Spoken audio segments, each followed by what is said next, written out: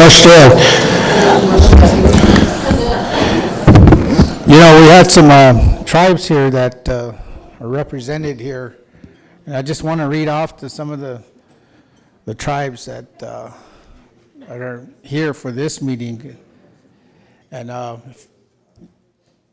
if you don't hear your tribe, just let us know. We'll add you to the list. But we have Standing Buffalo, Whitecap, Dakota, Wapton, Northern Cheyenne, Standing Rock, Cheyenne River, Rosebud, 𝗟𝗓𝗡, and Flandreau, and the Paiute. I do believe, I think we had Fort Peck here too. Yesterday showed up. So, again, want to say welcome, everybody. Yesterday we had a great discussion. I felt pretty positive when I walked out of here yesterday evening, knowing that we do have things in place and we are pushing forward. We're working all those kinks out. We still have a lot of unfinished business, though, that we still need to continue to push on and address. I do believe our horse groups will be meeting out in the lobby here at 10 a.m. So if you have any horse people, that'll be going on outside the doors there at 10 a.m. We want to discuss the route, how we also want to do this in unity, the ride, and hopefully we can get all the horse groups to meet in one area and ride in. So they'll be planning a route this morning on that.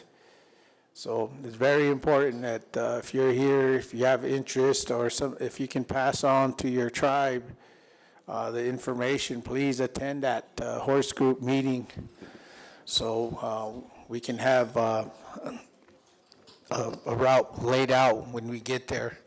I think that's kind of on the June 25th. That is going to be a big event. As you may know, yesterday the national parks had an agenda up here. Well, we have our own agenda, so and we'll be putting that out.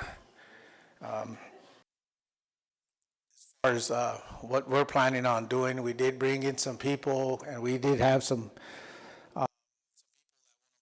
here throughout the week in the camp that will be lining up. So a lot of movement, our discussion yesterday, and I hope we continue that and continue to solve some of these issues at a big level here. So with that, I'm going to ask Russell if he can come up and give us a morning prayer to start today's meeting.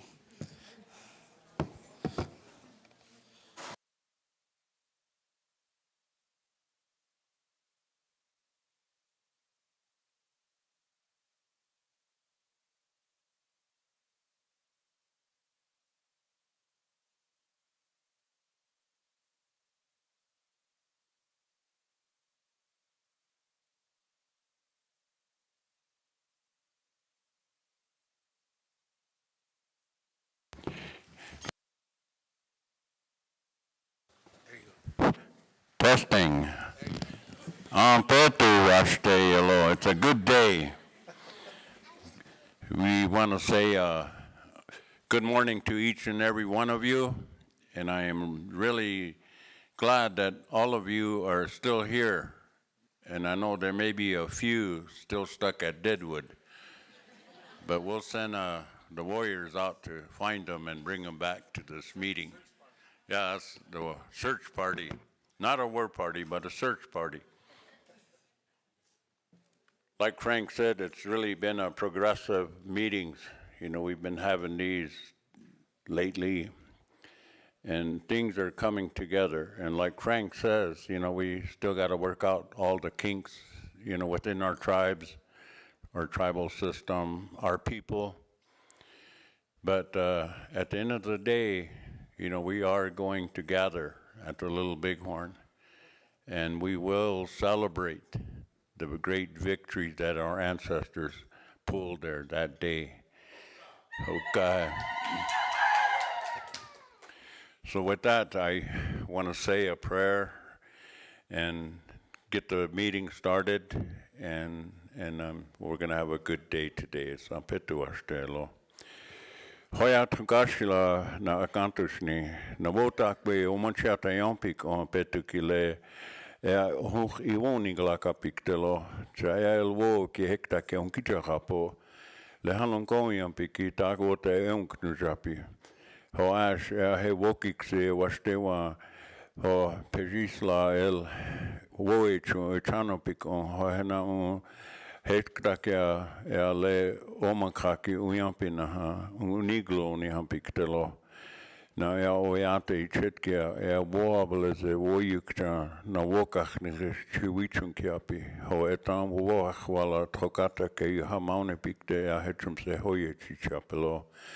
Naya ampetu kile o maniche kile taku akia piktonka honkija wokachniche waste unkupo na woable ze waste unkupo hoeche trokata ke woach wala iha mauni pikte hechum se hoyuni chapelo naya itratra ale ampetu kihipi nis nanja nakulil hiotakapi onka ho iuha wo kena wichozani unkupo na unshukila po ampetukile ho mitakwe oyase. Thank you.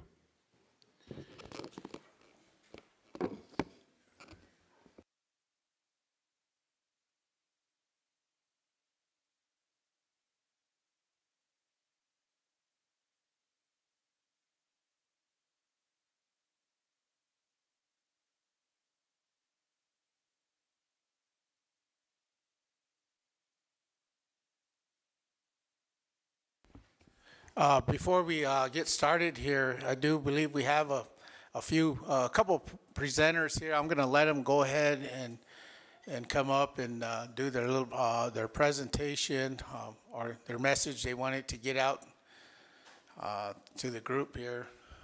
I believe we have a young lady here. She's participating in the 500 sacred hoop run. You want to come on up? Don't be shy.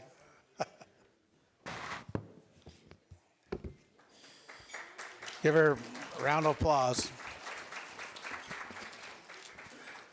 Just speak into the microphone.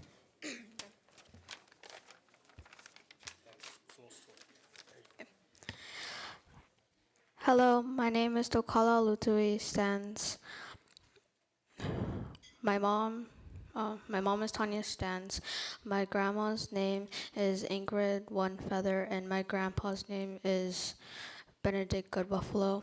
I am from Oglala, South Dakota. My family is also from Oglala, South Dakota. 30th Annual Sacred Hoop Run 500-mile spiritual run since 1983, founded in time we were but the June 20th to June 27th, 2026. Star, Sun, and Moon Treaty alignments, ground and sun, summer solstice, Father's Day, Sunday. And 150th Communication Battle of Greasy Grass View attachments agenda for each day throughout our journey.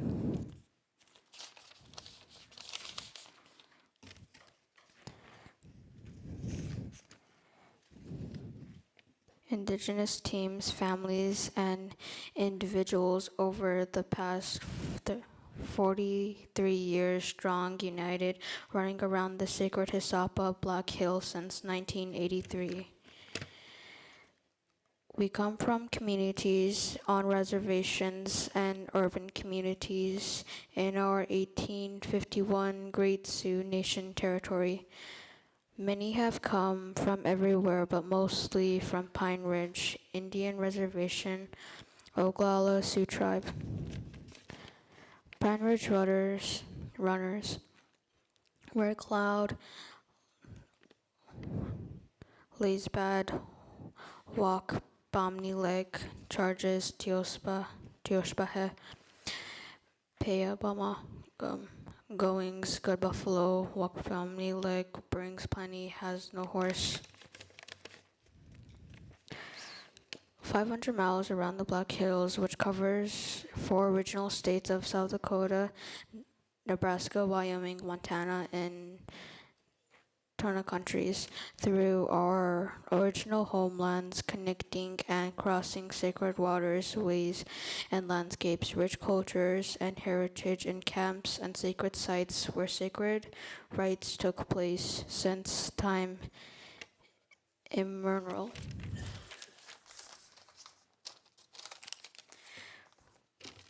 We want all the help we can get from everyone so that all the tribes can run with us from the sacred Black Hills and this Hoop Run 500-mile run. Thank you.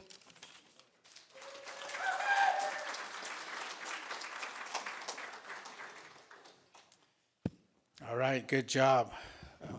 You know that run's been going since when I was in school, and it's good to see that it's still carrying on to this day. And I do believe it does get a lot of support there, and I think one of the stops is at Bear Butte. So as time goes on, there'll be more information on that sacred hoop run. So at this at this time, I'm going to I'm going to ask Ms. Tubles if she can come up and give her presentation.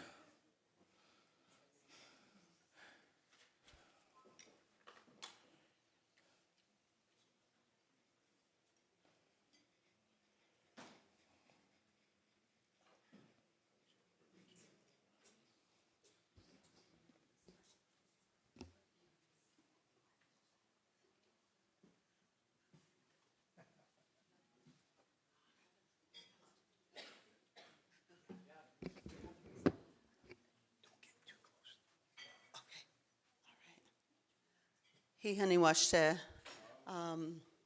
My name is Lynette Tubles, Oglala Lakota. I live in Montana, Lame Deer, Montana, or just outside of Lame Deer, and I've been there for many, many years. And today, yesterday, we were talking. I'm part of the communications committee, and we thought it would be a good idea to share with everyone. We've seen kind of the parks agenda, but we wanted to create a schedule, and Josh has been, or Adam has been working on it, and this is my first time that I was able to physically be here with the committee, but we've been getting updates throughout this whole time, so I'm going to turn it over to Adam, and Jody is also on that committee, Val.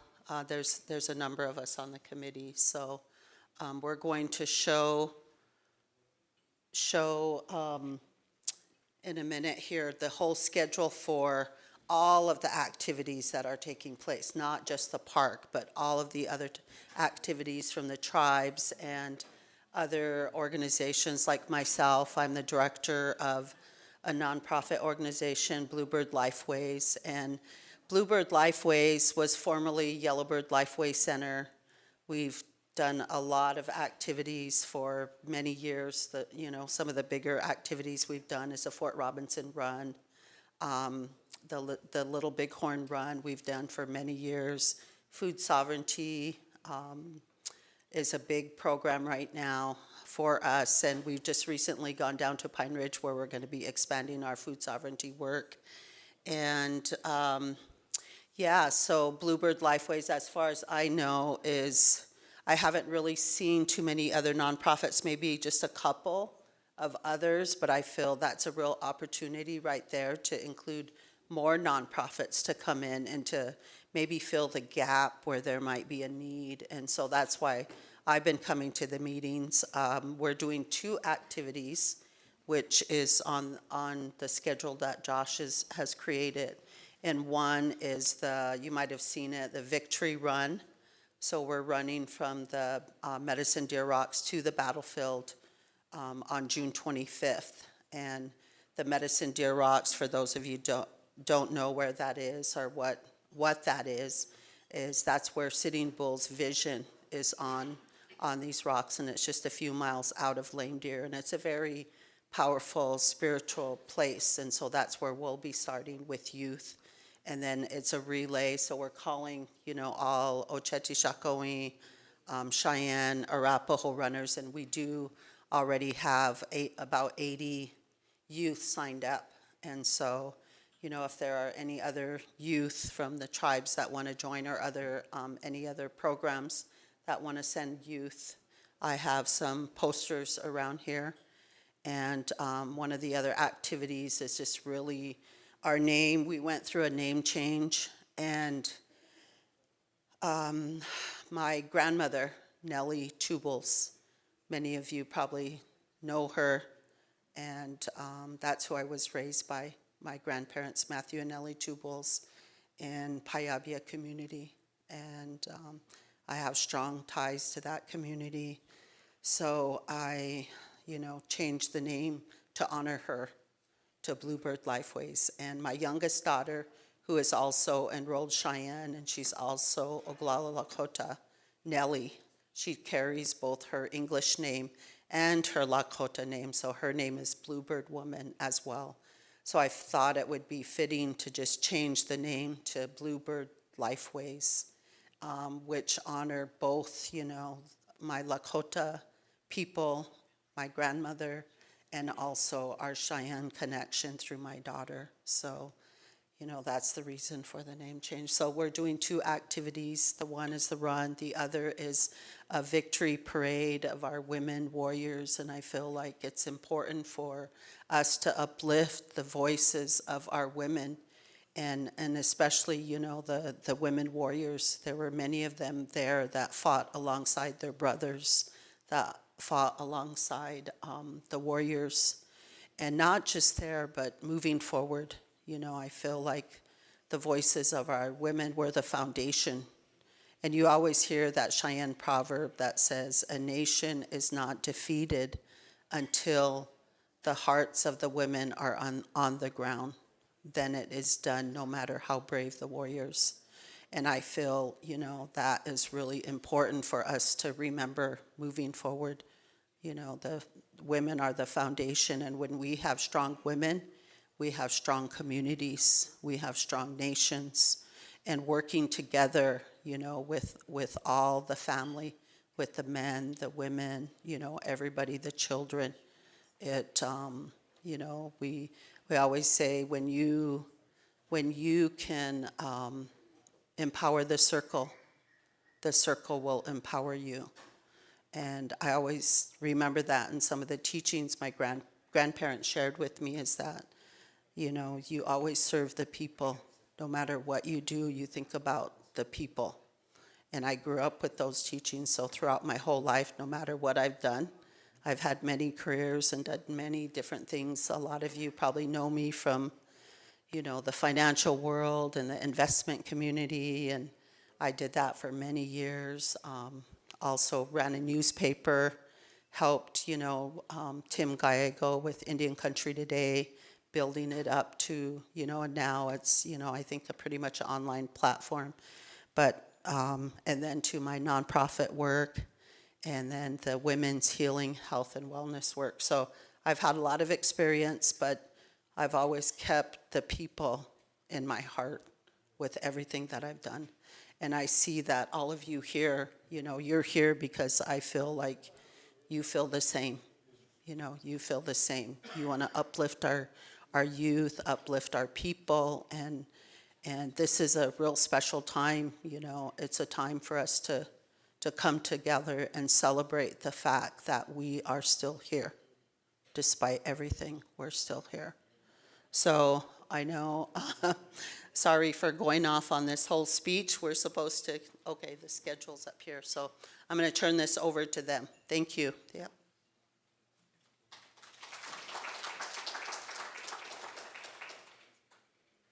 Hamadakyapi, good morning. So I'm Valerie Adams, I'm Public Relations for President Starr Comes Out, also on the Communications PR Committee.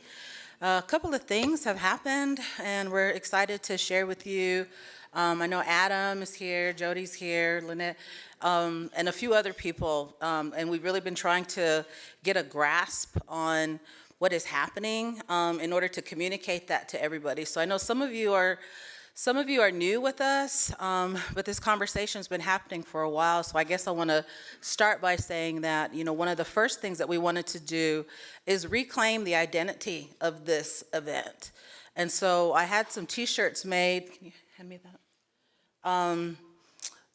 Because we talked about a logo and what does it look like for us collectively. And so this logo, turn it the other way. This particular logo, we've reframed this Battle of Little Bighorn to Victory at Greasy Grass, with the logo doing a multiple representations, also the 150th. So it'll be available for anybody, and if you want, you could take them around, take those around so they can look at them. It'll be available for anybody, and I say customize it as you want to. In particular, we put Oglala Sioux Tribe on the front, and then all of the information on the back. And in that, you know, we'll be implementing some media with it.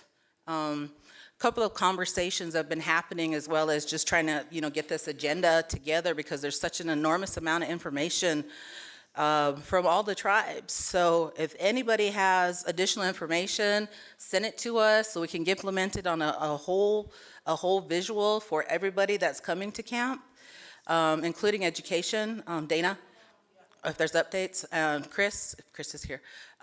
So we are looking at a couple of options with how we get people to camp. We're getting some quotes on some signage for directions when they come in, placement, signs for each of the locations, where everything's located. Also a big informational sign, as well as a map sign. So all of these things are getting quoted. We also had a conversation about how do we best implement this for everybody on site. And so I guess a part of this was going to be budget related. So we have gotten presentations from WAHOVA, so that everybody can download an app, and then they'll have access to all the information. On the second hand of that, we're looking at purchasing an app system. That app system would be the ongoing work of Battle of Little Bighorn in trying to make sure that our students are continually made aware of our history. We envisioned it as being broken down by tribes, everybody implementing their own information. And I guess, let me see, we talked with Parks. So there's 3 different segments happening, and we asked Parks a couple of things about changes to their schedule, and they've been so far amenable to that. We don't anticipate doing a lot of work at Parks. If some of you are getting calls from reporters, I would send all of that to National Parks. If they're indigenous reporters or indigenous photographers and videographers, we want them at our camp to document some of this information. So with that, we'll be having them with, you know, some type of lanyard of some sort to signify that they belong there, that they are there to document everything. So if anybody has some people that they'd recommend, send that to us. We've got a running list, and if anybody else in your communications teams wants to get involved, we'll be glad to email that out. We have a shared document that we keep updating as we go. And I think that was it. And then Adam is going to bring up the map, as he has been working very hard on this, so I'll give that to Adam. Hi, thank you. I'm Patrick Adam Lawson. I go by Adam, I guess. I'm with the Northern Arapaho tribe. I'm Northern Arapaho, and I offered to help kind of organize through shared documents, maps, and the calendar. So one of the things is this calendar. I've been taking everybody's events that they've been giving and putting them into this. It's a shared document. I just made it live this morning so that anybody can view it. If you don't already have it, if you want to give me your email address, I can share it with you. The other thing that I did was I exported all the events on a per day basis so we can kind of have an agenda. If there's anything on here that's missing, let me know and I can add it on there. I can add it into the calendar and onto here. I'm having some of these printed out so we can pass them around the table later.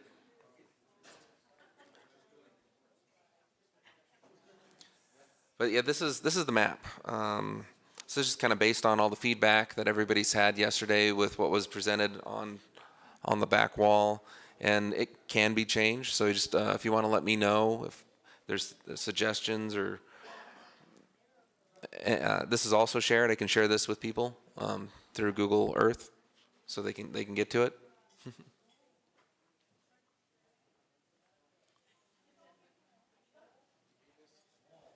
Oh, sure.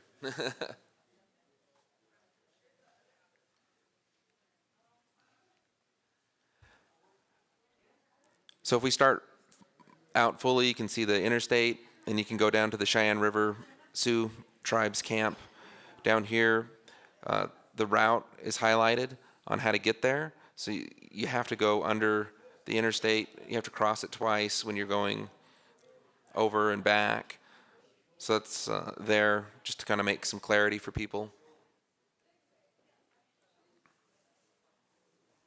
As we come into the camp, there's the main entrance. This is also going to be the bus stop they're taking to the National Park Service. Our security entrance here. Above that, we'll have our medical, law enforcement, the EOC. Security will also be on the other side here. There'll be parking underneath, and then the horse trailers on the other side over here. Sorry, I'm looking at my screen. RV parking would be up just over here. Kind of try and keep our generators down at the bottom part, so the noise isn't polluting the nice camp up above. But that way we have power for the media and the law enforcement and the medical and everything down here. There's also going to be just regular tent camping on the other side. Anything that's non-traditional can be over here. Parking, and then we'll go up, and this is where the campsites are. So the Rosebud, Crow, Standing Rock, they're over here. We'll have our cookhouse kind of in the center between these two camps. The large council lodge will be over here by the river. The Oglala Sioux above, and the Cheyenne and Arapaho to the left over here. Just for a sense of scale, I imported a little 3D teepee that's 18 feet that we can kind of see how much space you need. Because we were originally trying to keep everything more to the original map, but there really wasn't enough because everybody's talking about having 30 plus teepees per camp. So that's why it was kind of changed in scale to accommodate having that many teepees on the site. We also have across the way here the stage for the real birds. So our all nation stage for speaking. Across the way the school camping area and the meeting point for the horse ride. And then the path that we're currently looking at doing along the edge and up into the visitor center area.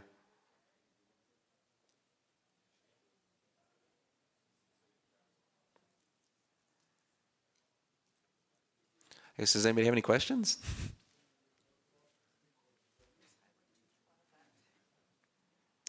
Highway 212.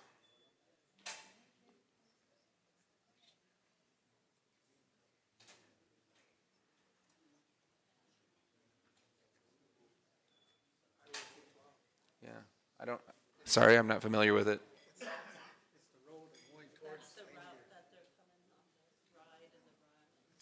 It's the road, this road. Oh, this road, okay. That's 212. Oh, okay. So I can highlight that too, and I can label it, that's the ride coming in on 212? Oh, yeah, that's one of the routes, they'll be doing, one of the horse groups, but they'll be gathering down here somewhere. Okay. Yeah, so it's just the one right above the camp. So that's kind of like a super highway for semis to cut across, instead of going down all the way down on I-90 and back, because it kind of loops down and ties back into I-90. That's why you get a high volume of traffic on this road. Oh. So we're trying to cut that down, trying to stop that. We need to talk to transportation and detour all that traffic to stay on I-90. So they don't go on this road as much? Yeah. Because there's gonna be a lot of activity in this area. Right.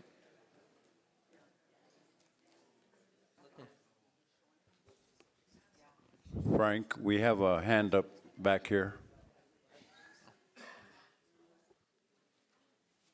Yes, go ahead. Go ahead. How's the river so then like if kids want to swim or You said what now? I'm sorry. like how's the river if kids want to swim? Yeah, I was just up there last week. The first time we went over there, the river was low. But since the weather changed and things like that, the river has risen. Hopefully it'll start receding again. But it's flowing good. It's flowing good. Okay. Thank you. Is there any other questions? Someone's ringing.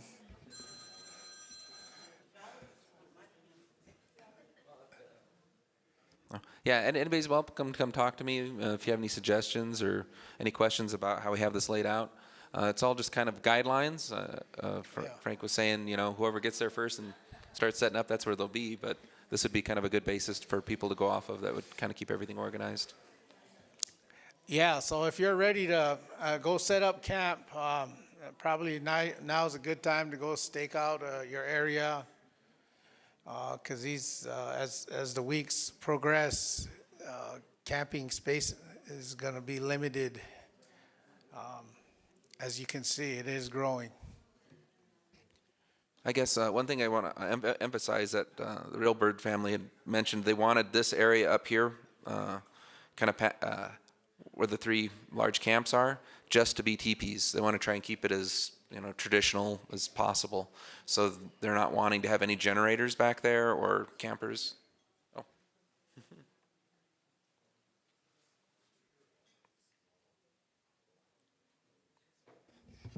If you look at the map here, this area right here, we would like to have nothing but teepees. So if you have you coming in your RV park, we have a spot for you over here. So we have different areas of camping, and if you're bringing, like a tent or something, we'll have space available in this area right here. So there's a lot of room in these parking or these certain areas here, but we like to try to keep this to teepees and teepees only. Also, no motor vehicles. He was wanting to try and keep. There's a lot of horses there, so he was wanting to make sure that it's just foot traffic up in this area. So there is an existing road that goes right here. It's in red. But as we move along, we want to see if we can create a loop here so it could cover the whole camping ground. And I do believe they're going to open up another entrance over here, so you'll have two-way traffic coming in and out. President, Yes. we have a question back here. Oh, I'm sorry, I didn't see your hand. Go ahead. If you can please use your mic so our listening audience can hear your question. So where's the vehicle parking designated area then? Right here. We have a lot of parking area right here. This is the main entrance right here. This is the main entrance. And as you come in, we'll have security. We're probably going to have security line up the cars or the vehicles. That way, we're not parked all over the place, you know. We'll probably try to see if we can organize that so we can have an organized parking. Can you organize it by insured vehicles and non-insured vehicles? Just kidding. Well, we are on a reservation, so I don't think that matters. I'm not saying drive over there illegally, but on the reservation, I don't think those are matter. Those things matter. Go ahead. We have a question back here. Yeah, and that big parking area, the elders that park there, they're gonna have some kind of transportation, a golf cart or something like that to take them to where they're going? We can look at that. To transport from the parking lot down to the camping area. That's a big area. Yeah, it is. It is. We'll have to look at that and see what kind of vehicles we have available to transport from the parking lot. That's a good idea. Uh-huh. Thank you. Yeah. Go ahead, way in the corner over here. If you could, just state your, Mr. Chairman. if you could, just state your name and tribe before you speak. My name is Howard Little Hawk. I'm from the Oglala Sioux tribe, Pine Ridge, South Dakota. Go ahead. Understand that there wasn't any rooms available up there, so if the camping area has a lot of campers, are we able to camp, or is somebody gonna show us a place to set up our tents? Yeah, each area has their own designated area. This is pretty much open for camping. If we have to, we can organize that. But as it's mentioned from the beginning of these meetings, you're going to have a heck of a time finding a hotel room during this time. Yeah, that's what I heard, so. So we were told it's like 7 years booked up in Hardin. Yeah, they told me, give me a 3-man pup tent. I said, why, 3 men? Well, thank you, Mr. Chairman. Yeah. Any other questions? Did we have a question? Okay, go ahead. Please state your name and your tribe. My name is Doug Bissett, Oglala Sioux tribe. I was wondering if the temperature might be 110. Do you think there's going to be any cooling stations for elderly? Yeah, I'm told yes. But as time moves on, we'll have to discuss that.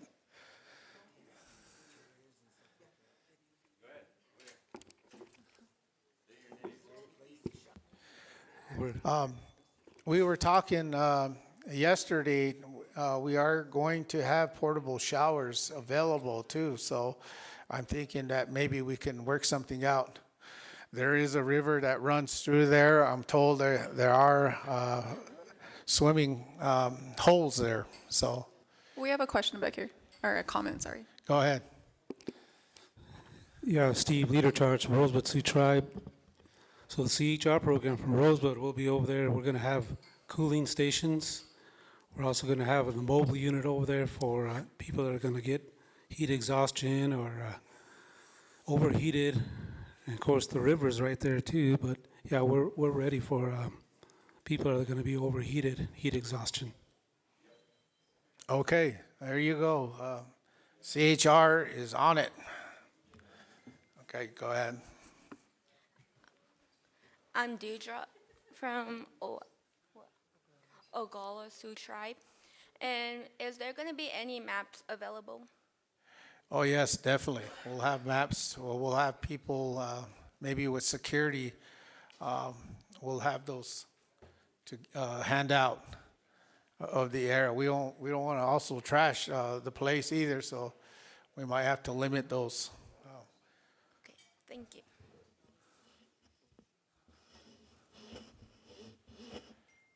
Any other questions concerning this presentation? No? Okay, so next I'm going to have Emmanuel Blackbull come up here. He wants to talk a little bit about the things he does and the things that he like to see happening at the camp, and I'll turn it over to him, and he can talk a little bit about that.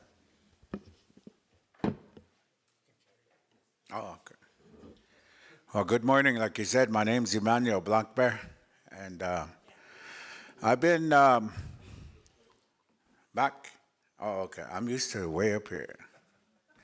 Anyways, I'm not going to share too much today because I'll go on and on, but I'm just going to talk a little bit about the events that I'm kind of going to do for the camp, and that's the tribal camp. I've been doing this for the tribe at home for the past few years, having a hand games and social dance, and our drum group did our 𝗟𝗟𝗩𝗘 at home. For those that couldn't make it up to Little Bighorn, we did it at home. And we tried to emulate everything that we could, as close as we could, to what happened up in Montana. But we did it in Pine Ridge. And we've been doing it for a couple of years. So this year, they've asked me to go back up there.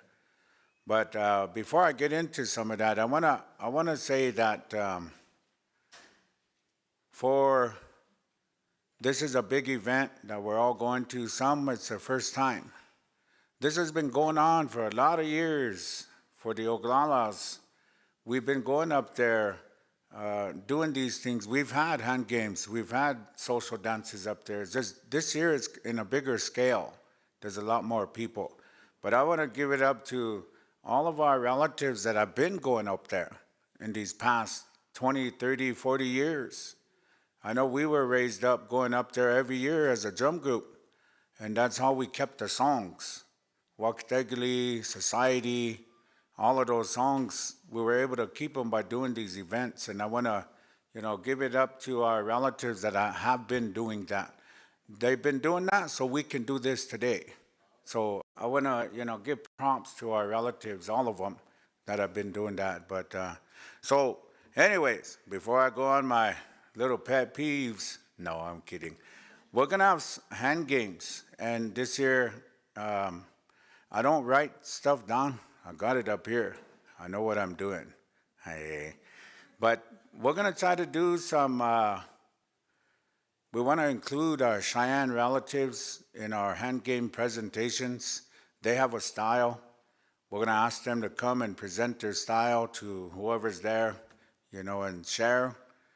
I'm not sure how many times a year they use theirs, but I'm an open invitation to them.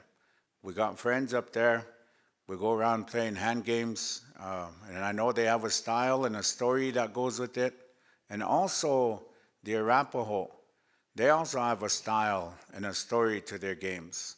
So we're reaching out to them. Not set in place yet, but it will be. And also the Lakota style. We're going to have kind of exhibition games or something like that to kind of go through those games so we can be aware of each other. Today, we don't hardly hear of our Cheyenne game or the Arapaho game or even Lakota game outside of our tribes. So we can share again. And also with our social dance, same way. We have a lot of social dances, a lot of stories behind those dances. And we do those at home. Every spring and fall, we have those dances at my house. And the society dances, we still do those. And we can take those up there and just show them. We don't want to talk too much because there's going to be lots going on. But these are just a couple of events that we're going to offer. We don't have a time and place yet, But, you know, for me, give me a little piece of land, we'll get it done. That's all I need, you know. We do old style too. Sometimes we don't use PAs, we don't need it. We just sing and dance and have a good time. But also showing that respect. You know, some of the things that I want us to remember, to respect that land that we're going on up there. Do your best. There's going to be a lot of people there, but we can be respectful, no matter where we come from, to remember those families, because when we leave, they're still going to be there. So I want to remember that logic, that thought about how we do things. And I want to give thanks to everybody that's coordinating. This is a big, big coordination. A lot of people are going to be there.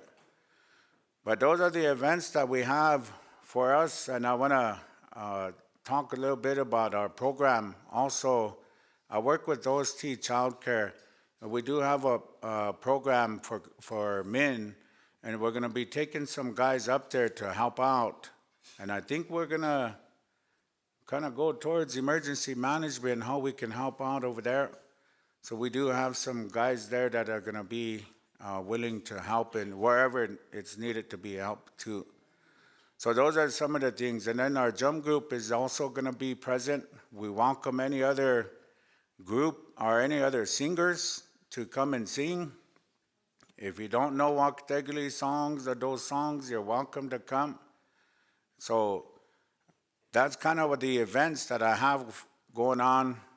If you have any questions, you can call me or see me. You can talk to me. You have any input, I welcome input also. I don't know everything, I just know how to do it. Hey, that don't even make sense, but I'm just teasing.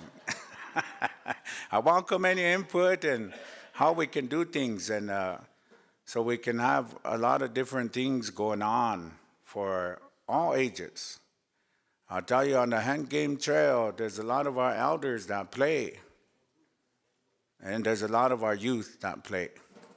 We got to start thinking about how we can link our elders and our youth back up. Because one of the advice I've been sharing this morning is that we have to remember that no book, no curriculum is going to tell us how to live. It's our elders that we're supposed to be listening to. That's our guide in life. So everything that we do, I do have elders that help me when I do these things. So I can talk confidently like that. It's my elders that give me that confidence. So we got to remember that when we do these things, that the knowledge of our elders is what's going to guide us through these things. No matter what situation comes up, be compassionate, have empathy, be honest, have courage and bravery, all of those values. So I just want to add that little stuff into what we're doing, and I teach that in hand games also. You got to have courage. You got to be respectful. Be honest. All of those things. There's a story to our Lakota-style hand games that make sure we live that way. It's not just a game. So anyway, those are the events that we're going to do when we get up there. So just letting you know, I don't have an agenda about when it's going to. I'm thinking the 23rd is hand games, the 24th is a social dance. It could change. I'm open for, all of that. And they also wanted to do some other things on the rest day, like I think honor the horses and stuff like that. We're going to be there. We're willing to help. However, we have elders here. We can help in whatever it is that you want to do. 𝗟𝗚𝗘𝗘.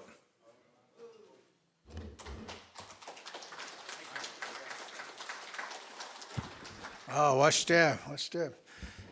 So now what we're doing now is just we're working through the agenda, and we're just doing reports and events that are being coordinated. So our next event is from 𝗟𝗚𝗩𝗘 tribe.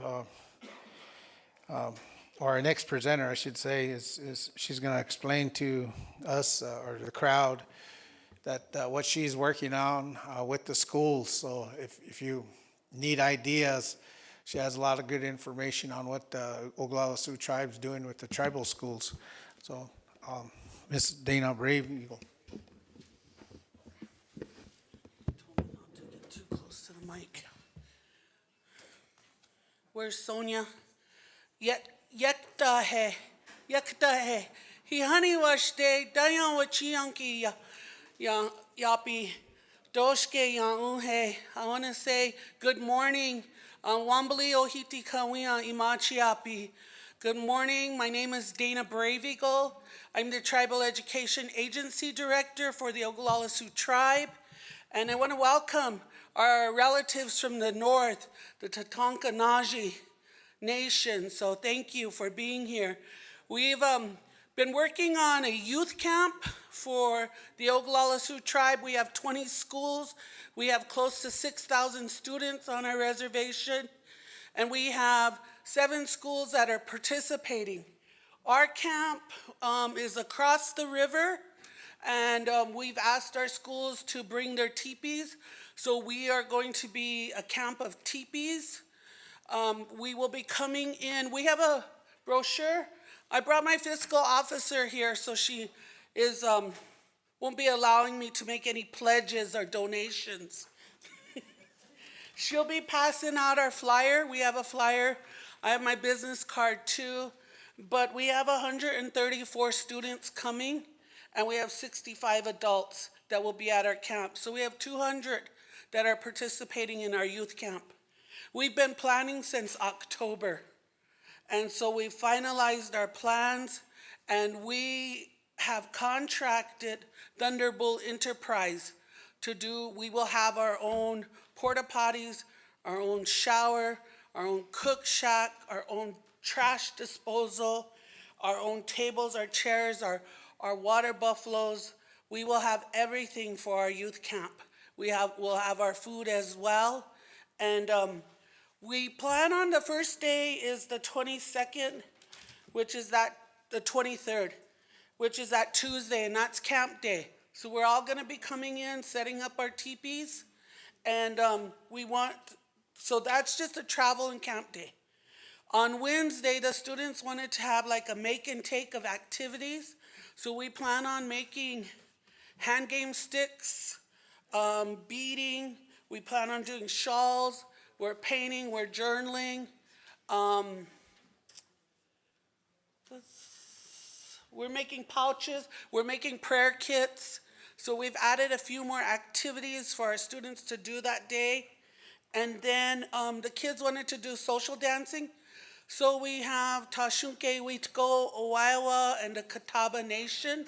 They have drummers and a drum group, so they'll be coming, and we'll be doing social dancing that evening of the 24th. Thursday the 25th, I've already warned President Stark comes out that all 200 of us will be following him. Wherever he's at, we're at. So we'll be going. So we're going to participate with the adults on that day, and then wherever the horse charges, our students will be there viewing that. Friday, we're just loading our camp, breaking our camp down, and we'll be leaving Friday. That's our plan. I know the map was up. Again, we are across the river.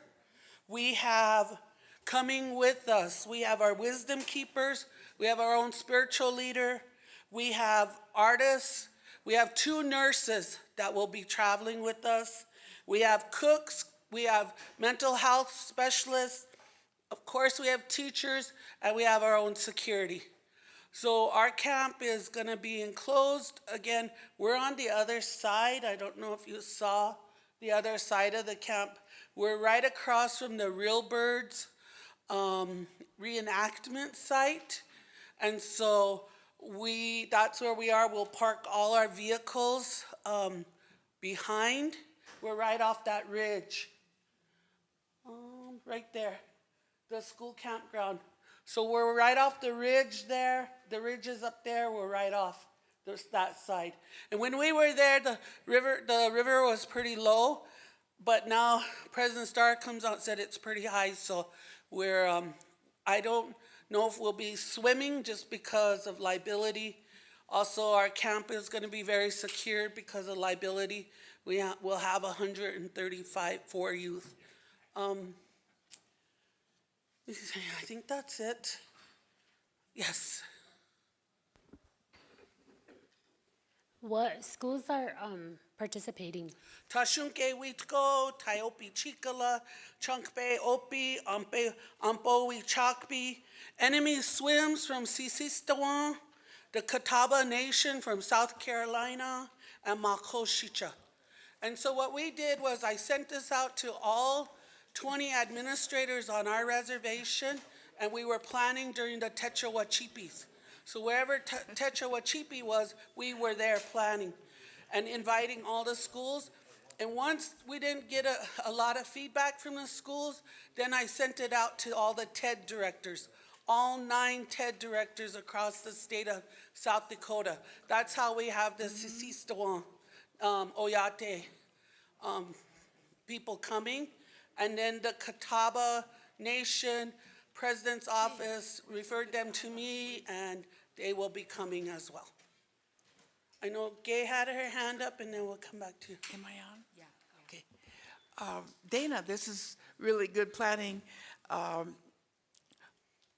One of the things that we wanted to do was make this an educational for our young people. And so I don't know, the communication group was going to try to videotape some of the stories, because what's happening is a lot of the families now are visiting in their family and finding out their own stories. And they're coming up with some great stories. And we wanted to somehow capture those and maybe print them later or something. But I'd like to somehow have the youth be part of that, because they're the ones that, you know, really learn this and will keep it going on the next generations. And so I don't know if you want to visit sometime with somebody from the communication group, see if we can get that done, because we really want to record some of these stories. They're great stories. So thank you for that, Gay. I do have my wisdom keepers coming. They're elders.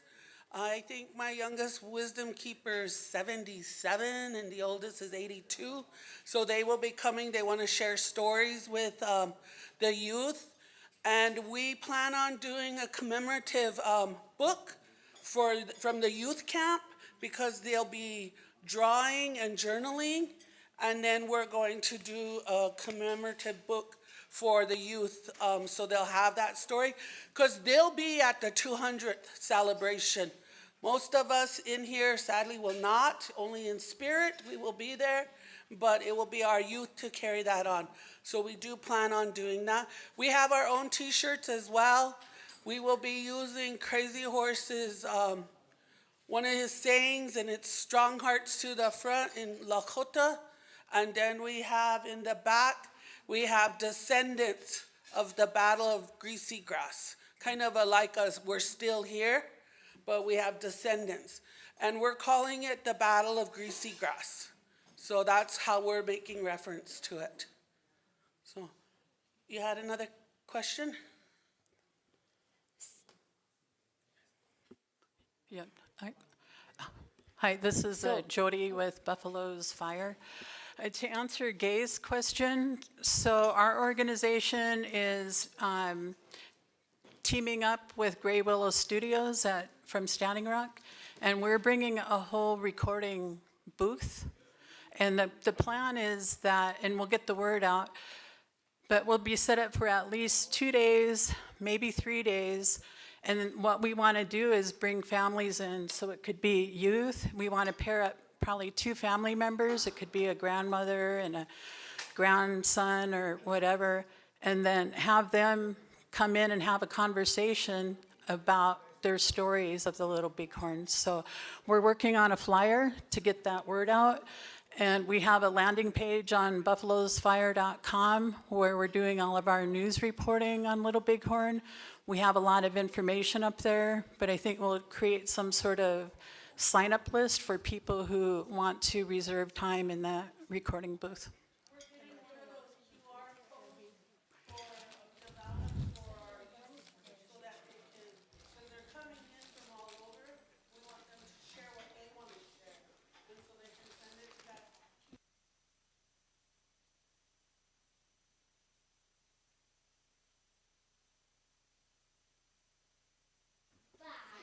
So because like my children, we're going with our family, can they come and participate in your activities and events? They can come.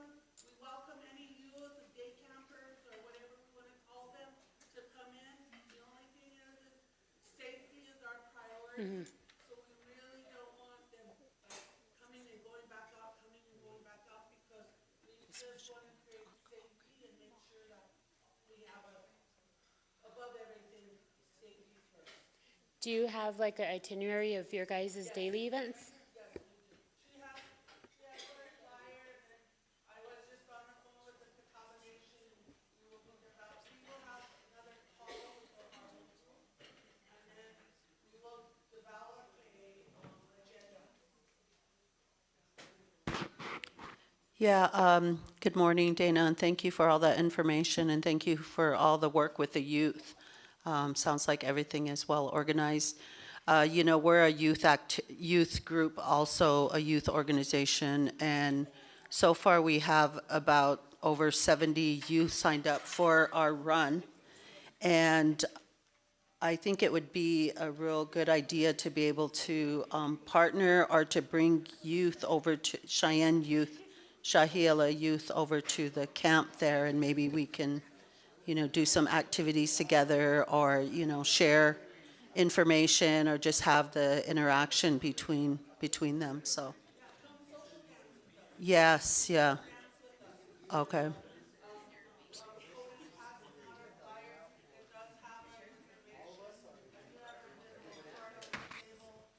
Excuse me, can you hit your mic? Sorry, Tony said not to stand close because he knows how loud I am. He knows I don't need a mic, but he put one in front of me. Cody's passing out our flyer. It's got our information on the back. And then I do have my business cards. We're located on, again, we are the Oglala Sioux Tribal Education Agency. So we are located in Kyle, across, right by the ranch, right by the huge art space. And we're working with any and all youth. We've been working on this since October. And yeah, one thing is being planned, making sure that we have all areas covered, because it's our youth we're talking about. So because your camp is located on the other side of the river, is there like a bridgeway over, or is there a No, different? there's no bridgeway over, and once we go in, we're gonna be in, and for those 2 days, and we're just there until Friday morning, and then we'll be breaking down camp and leaving. But yeah, if you have questions, comments, or anything, let us know. I think I was earlier had some requests from President's office, but Cody told me we don't have any needs. We're good. So we're washed. So any other questions, just reach out to us. I thank you for the time.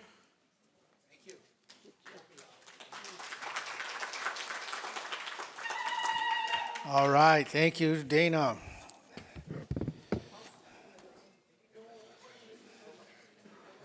And again, if you're planning on bringing schools, you can reach out to Dana for ideas of what they're doing.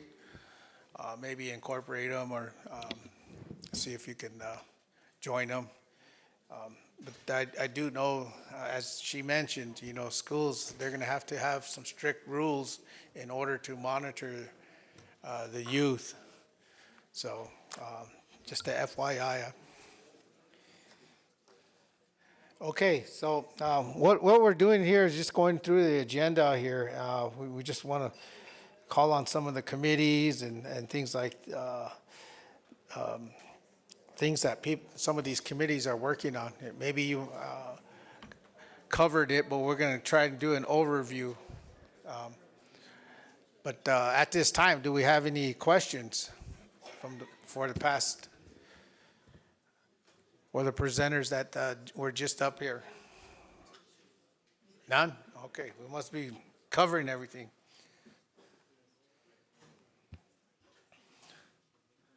Okay, I think, oh, I'm sorry, there's a hand up.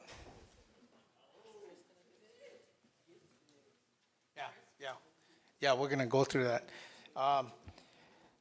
If you look on your agenda where it says 9:15 or 10:10, we want to see if any of these committees have any question or any more information to get out there. I think is Chris here today?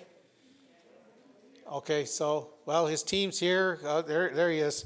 If he could come up and I know we went over this yesterday, but we also have some newcomers, so we just got to be patient and just give a brief overview of what you're working on.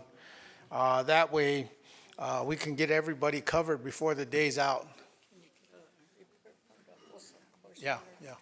Also, the horse groups just met out there in the lobby, and we're going to call up the horse groups to give a report. So if you want to give input, when we call you up, please come up and share your ideas. I know they just planned out a route, which looks good. So at this time, I'll turn it over to Chris.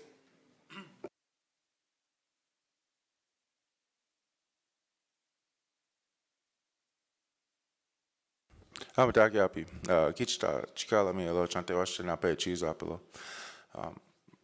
name is Christopher 𝗟𝗓𝗡. We're from the Rosebud Sioux tribe, and these are a few of our point of contacts for our committees that we formed in Rosebud. And so at this time, I'm gonna let them talk about what they've done leading up to this point and what they've accomplished so far and where we're at today. And so with that, I'll let them introduce themselves. Here's our girls. Hihani Washday, everyone. My name's Athena Dwarf, and I'm a youth outreach specialist at the 𝗟𝗓𝗡 Youth Leadership Mentoring Program in Rosebud, on the Rosebud Sioux tribe. Hihani Washday, everybody. My name is Dominique Harris. I am the project coordinator for 𝗟𝗓𝗡 Youth Leadership Mentoring Program, also overseeing the Sichonga Youth Council as their mentor. So I would like to apologize for not having any past updates on the youth aspect for the celebration. We've just been busy with helping with each and every of the other committees. So I would just like to give an update of what we have going on for our youth. So we're gonna have some relatives from Spirit Lake joining us at our youth camp. They're gonna be camping with us, and they will have a group of 20 people, and that'll consist of 6 boys, 8 girls, 2 male staff, and 4 women staff. And they would also like to help wherever and whenever they are needed. Also, Ogallala Youth Council will be camping next to us, and they will be facilitating hand games and possibly some storytelling for our social dances we will be having on the 25th. We are planning to have about 10 of our Sichonga Youth Council members come with us to the 150th. And they will also just be helping out wherever it is needed, volunteering, and they're gonna be on the field the whole time. We're also gonna be having 2 separate teepees for our youth councils to be sleeping in. So we'll have 1 teepee for the girls and 1 teepee for the boys. Again, us as a team, we're gonna be helping facilitate everything that's gonna be going on. So we're not gonna be doing nothing, we're gonna be doing everything. And yeah, I would just like to encourage each and every one of you guys to get your youth involved back at home, because I feel like this is just a big, meaningful thing that we're doing here and just honoring our ancestors. And I also feel like we're preparing our youth to be our next future leaders. So we just want to make sure that they're leading our people in a good way for the next generations to come. And I also would like to thank each and every one of you for your commitments towards this celebration and how much hard work everyone has been putting in lately. Thank you.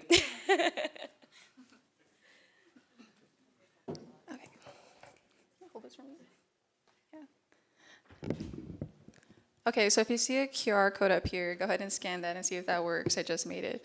So my name is Jessie Pease. I'm with the Rosebud Sioux Tribe. I'm a substance abuse counselor with the Substance Use Recovery Initiative located in the Adult Corrections Facility and the point of contact for our wellness committee and well, for our wellness activities part of it. And then Steve 𝗟𝗓𝗘, he'll speak next. He's about the healthcare parts of it. And so if you want to go ahead and scan that, it'll show a list of an itinerary of what's going to go on for the 23rd, 24th, and 25th of activities that we have going on.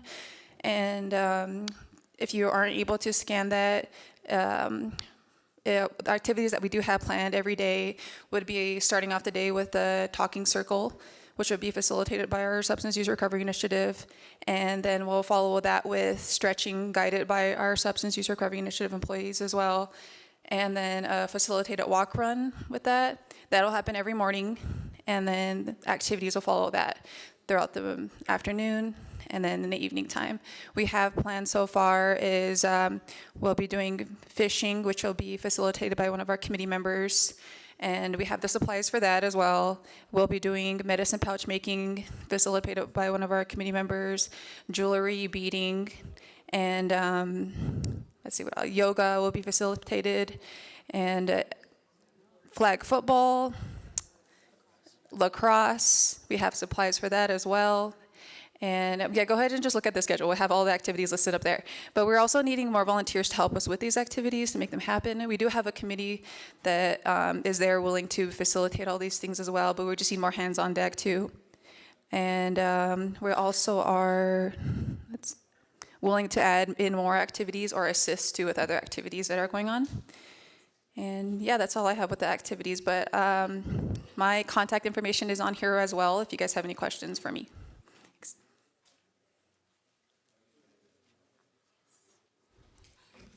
O mitakiapi Steve tokahe nata na wambliluta lemie chante washte nape chiuziapilo ma tuwe uo descendant itomo kaju we o ionke mitcha.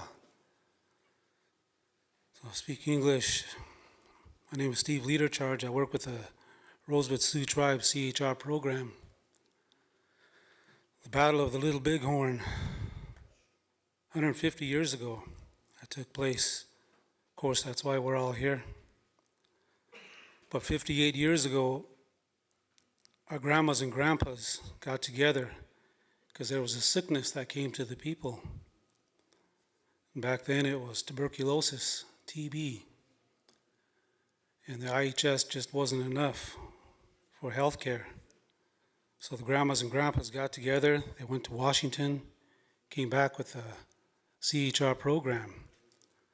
So now there's 20 CHR programs in the Great Plains area. And I was proud to serve as the president of the Great Plains Area CHR Association.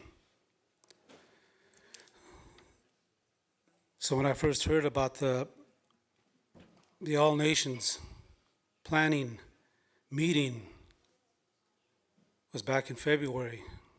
So I attended that over in Billings, and after that was over at the casino in Rosebud, and then at Wind River, and then the one here today. And there's rumors of another one more before to be the last one. So CHR's involvement, what we'll be doing at the event is we'll be providing basic first aid, the medical part for all the tribes that we can help. We'll have a first aid station, hydration station, elder care support team. We'll have CNAs. We'll have our medical tent set up. And out of our potential health problems that we'll be facing, it'll be anything from abrasion to heart attacks. And on our team, we have a doctor, a nurse practitioner, CNAs. And on this past Wednesday, I attended the CHR conference in Deadwood, did a presentation on the Little Bighorn, Battle of the Little Bighorn. And all the CHL programs that were in attendance there, I asked how many would come and help out. So out of the 20 programs, we have 18 people available, CHRs available. So we'll be there ready for anything that's gonna come up. Like I said, anything from a abrasion to a heart attack.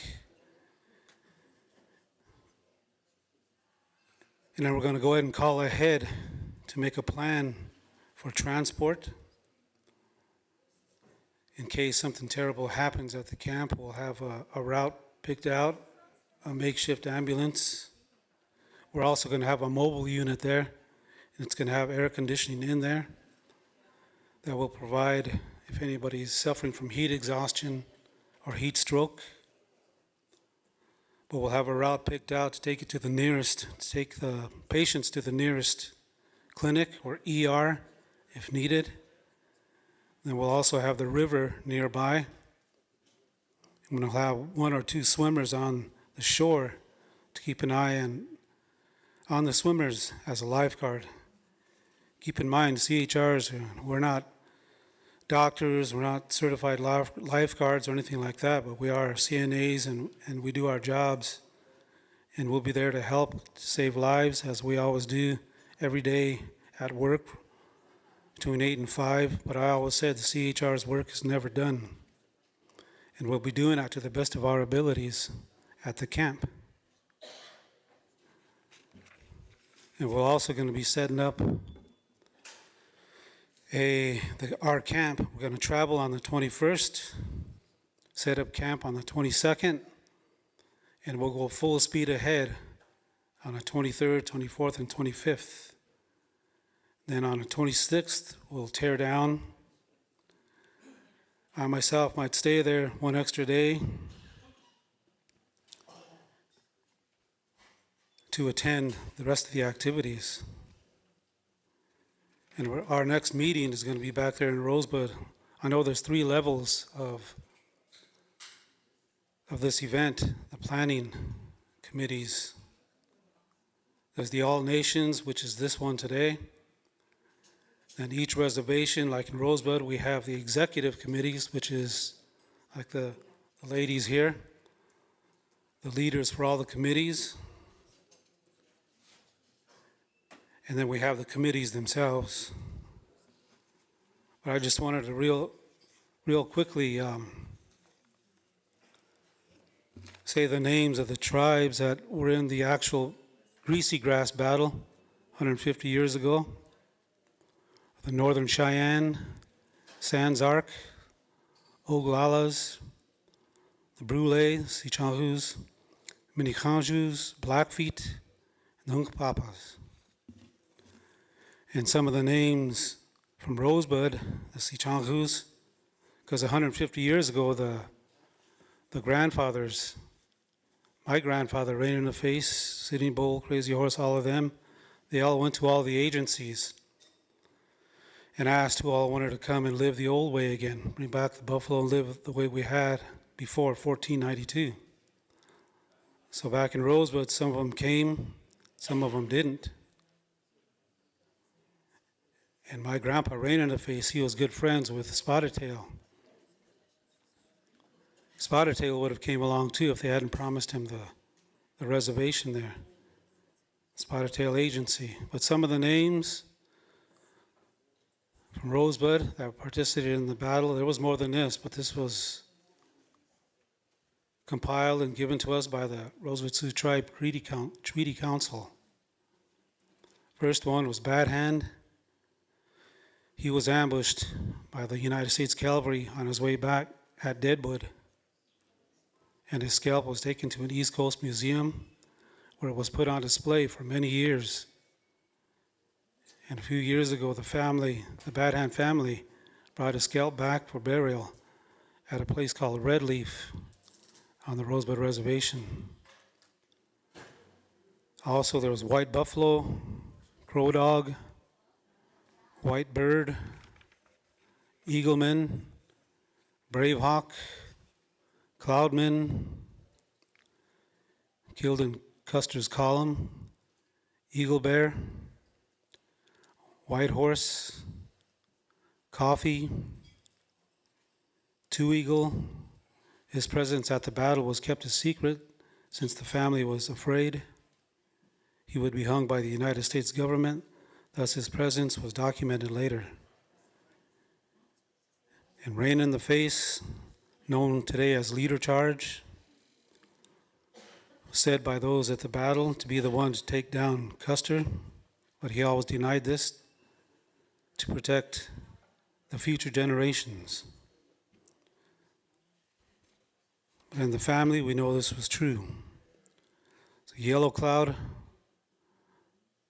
crazy horse, brave, two strike, bear shield, thin elk, crow eagle, hollow horn bear, he dog, white lance, buffalo horse, iron shell, and the research is ongoing. So, like I said a little bit ago, the CHR program in Rosebud is full speed ahead in this event, and some of the other CHRs from some of the other programs are involved now too. I think Ogallala's committed to 2 CHRs, Lower Brule committed to 2, Standing Rock committed to 4,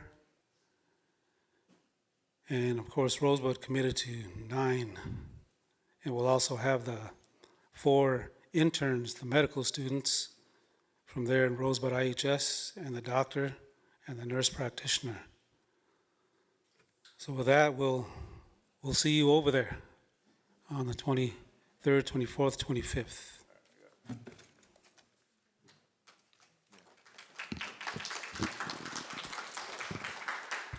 So, just a few more updates from the committees that point of contacts weren't here today.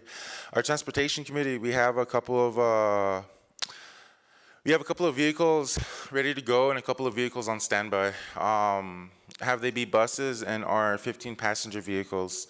The goal that we gave ourselves was 700. Hopefully we can get that, but we have conversations just in case we don't get that for the tribes that haven't gotten that far into transportation yet. I'll still have to meet with our committee chair first to see if it's possible, but it should be doable.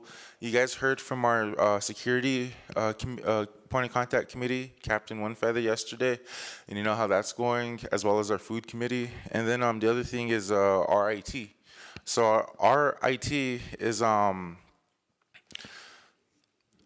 so what they're gonna do is they're gonna be on site and they're gonna cover a lot of the activities that are gonna go on throughout the event. And what they're gonna do is they're gonna do a live feed over there for all of our relatives that choose not to go and wish to stay home, but they want to see what's going on. They'll be able to do that, like how we're able to do it right now on for this meeting. And so we'll have live feed going on. And the whole thing about all of it is just the why.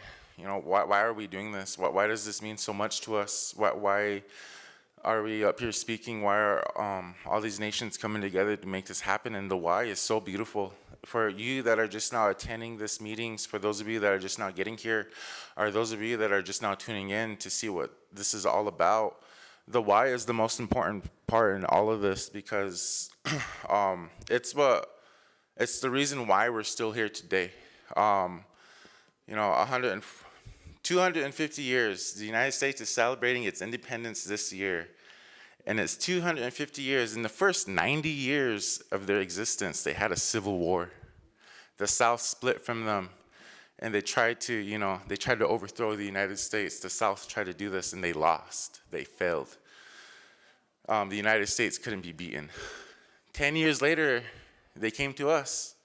You know, our people were gathered for rejuvenation ceremonies. We were rejuvenating our way of life, our sacred ceremonies. And our people knew that no matter what, we had to protect our way of life. And so 10 years after the Civil War, 100 years into the existence of the United States' independence, the Battle of the Greasy Grass happened.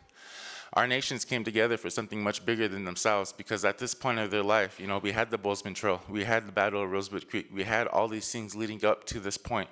We had multiple treaties built with the United States government decades before this happened. And all of that went out the wayside. And so our people, at this point, you know, were moving to reservations. One courageous warrior stepped up and he asked his people, who wants to continue living the old way? Come with me.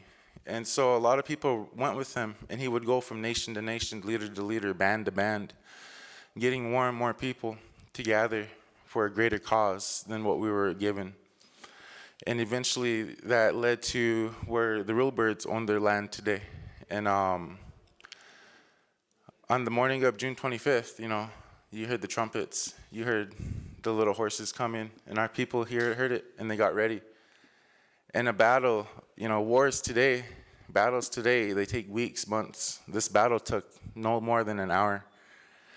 And it was the first and last battle that really stained the United States. And then so in 250 years of existence, they lost to one nation in the entire world, and that was us in this room. And that's something to be really proud of. That is something to stand up for, yes. Cheer for yourselves, cheer for your ancestors, because this is why we're here today. They had a spirit that was awakened inside of them that gave them this fire to go far and beyond, because they knew that they were protected, because they believed in their way of life. One thing that was taken from us after this battle was the generation that went to those boarding schools, because they knew that they couldn't take us out spiritually. They knew that they couldn't take us out physically. So the best way to take away a nation was to take away the next generation, their language, their hair, their identity. And to this day, we're still trying to look for that belly button. We're still trying to look for our identity as a nation, maybe as a single nation or as a collective. But that's why we're here today, is to reinstate that spirit that was taken away from us 150 years ago at these boarding schools, to reinstate the spirit that was stripped away from these little children that didn't have a say in the matter. And so that's why I'm really proud of our tribal leaders coming together, because at the end of the day, it's ain't about them. It's not about, you know, the tribes that we come from. It's about these next generations coming up. It's what Miss Brave Eagle or Dayla talked about. It's what our girls talked about. It's the next generation, trying to give them an opportunity to show them that we're more than what we've been given. We're more than our homes. Because if they see us coming together, if they see us standing in unity, it'll invite them. It'll give them that same idea that, hey, I remember seeing this as a little kid, and I want to continue that going. I want to keep that going for my family, for my kids, for the next generations. Because the way this is planning, the way this is working out, we're doing it the right way, through prayer, through patience. And, you know, it can hit the 7th generation. You know, we're finding out that when one tribe has a shortfall, another tribe might have a strength in that shortfall. And so we can really lean on one another. Everything going on in the world, no better time for us to come together. History repeats itself, then let it, because look what happened whenever we came together. We can do that again. And, you know, one thing I want to throw out there is this event, the 150th, is really beautiful. But we must not stop at the 150th. We must not stop at June 25th. We have an opportunity here to keep something beautiful going, to start it today and keep it going for the next 7 generations. You know, I invite you guys to our Rosebud Fair after this, which is the 150th victory celebration of this event. I'm sure each and every one of us has a fair that we celebrate for good reasons and good purpose. How would it be if you all came together to celebrate with you, each and every one of you, with you, each and every one of us, celebrating one another's history, culture, you know, because we all are from the same culture. We all are from the same history. In the United States, we go to D.C., each and every one of us, they'll assume we're related. They don't see the Lakota, the Dakota. They don't see the Northern Cheyenne, the Northern Arapaho. They see an Indian, and they will always see an Indian. They don't see the doctor. They don't see the war vet. They don't see the person that's trying his hardest to push his people to the next generation, to the next level. All they see is the Indian. And so our people, you know, we know what we have. We have rich culture. We have rich lives. We have a rich background in each and every one of these tables here. And so that's the opportunity, and that's the why we're here today, is to wake up that spirit and to understand that we are this. We say at the end of every prayer, 𝗟𝗡𝗩𝗘 𝗟𝗟𝗡. That is a way of life. That is not just a saying, it's a way of life. And once you get to that way of life, you'll understand the why this is important for the next generations. But so for Rosebud, we kind of hit the ground running. We had to have a meeting just like this. We had to talk about the why. And once we talked about the why, our plans just started coming out. And that's where we are today. That's kind of how we got organized. And so I just wanted to encourage that if you guys are still having those troubles trying to get people involved, just talk about the why. Because we all have a reason. I mean, we're all here for a reason. We're all something, you know, maybe we're here because we want to know more about this event. Maybe we're just here to travel. Maybe, who knows, but there's a reason why we're here. And whatever that reason is, it's curiosity. And that curiosity is something we should have for our own spirits. Who is the one that's making us move? Because once you understand your way of life, once you understand who you are, it helps you know how to move forward in the next generations. But with that, I want to say 𝗟𝗡𝗩𝗘 𝗟𝗟𝗡, thank you for letting us speak, and thank you for allowing us to share some of the things we have. If you guys have any questions, please feel free to reach out to me or some of our point of contacts for any help. And then just for another clarification, there were other nations that are just not finding out or just not getting together, and so we're assisting with that too. I don't want this to be considered like a Rosebud camp type deal, because it's not. You know, at the end of the day, we're Sioux, yes, but we're also Brule. And there's two parts of us, Brule and Lower Brule. And so, like, I want us to understand that this is a cohesive unit, a one 𝗟𝗡𝗩𝗘 𝗟𝗟𝗡. You know, that's the best way I could say it. And so, if you're a nation and you just got here and you don't see your name in one of these camps, just know you're invited. Just know Rosebud will take you. We'll make room. We'll find a place for you. So I just wanted to say that. But thank you, Frank, for allowing us this time.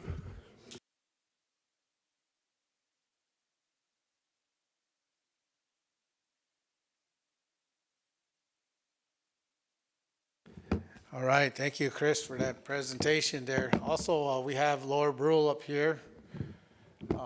Ladies, did you want to come up?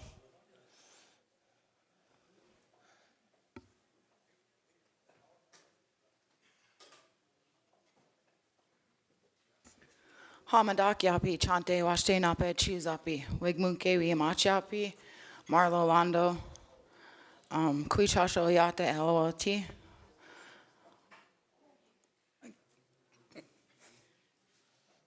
Hamidak yapi, chante washte nape chuzapi, Markisha, make room for them, washitu change, itancha gachni kapi, Lakota change, kubi chasha otuahe. I'm here representing our tribal council and our tribe. You haven't probably seen us very much, but we've been here. We've been planning, we're coordinating with Rosebud. We're gonna be camping there. We have youth, elders, children, our men and women all coming.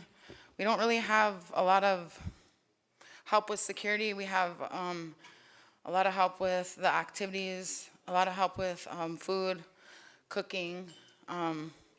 Whatever Rosebud needs help with, we're gonna be there. Whatever you guys need help with, we're gonna be there. Markisha's been to several meetings that I haven't been able to be. So I thank her for that. And just thank everybody for taking the time to put in the work to make this happen. I'm just like so ecstatic, so excited to be a part of this and have everybody come together as a collective and understand why we do what we do. But I'd just like to have Markisha say a few words. I work with the school system, and so we also are going to be bringing a lot of our youth with the school. And so, yeah, just to follow up with that, if you guys need us anywhere, we got CHRs, we got portable water stations, we got portable water buffaloes, tables, chairs. We're contributing to the cook shack. We're bringing a buffalo. We're just ready. We're just excited. Like I said, like I told Markeisha, we probably won't be at any further meetings because we've been planning just as long as you guys have. Not so much in the Cap City, like we have a small reservation, so there's not going to be very much of us, maybe 200 at the most. But we would like for us to be there and be represented. For far too long, you may have known the 𝗟𝗓𝗡 haven't really been up to par with this 𝗟𝗓𝗡 going. So I would just like to say thank you for all your hard work in that we're going to be there too and we'll be ready to help. Madakias.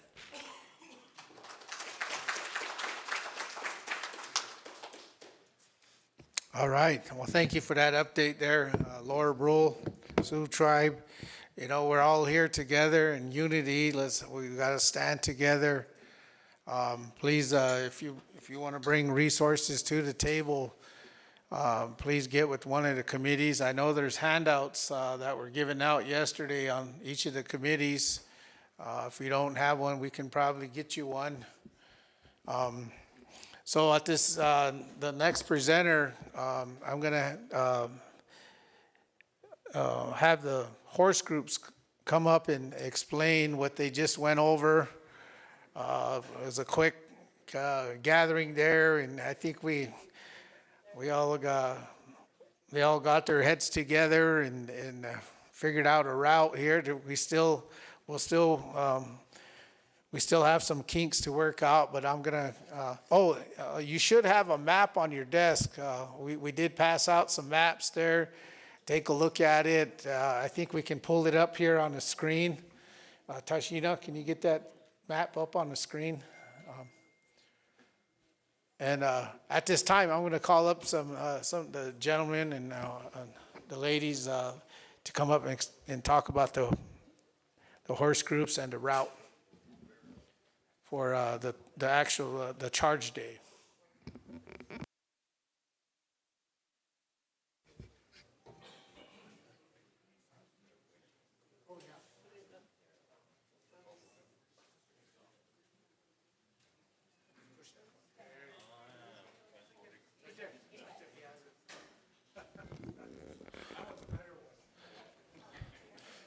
Madagapi, Chatewaste Nape Chizapelo, Melvin Miner, Machapelo, from Cheyenne River, Sioux Tribe here. I'm representing Orville Looking Horse and the riders from Greengrass.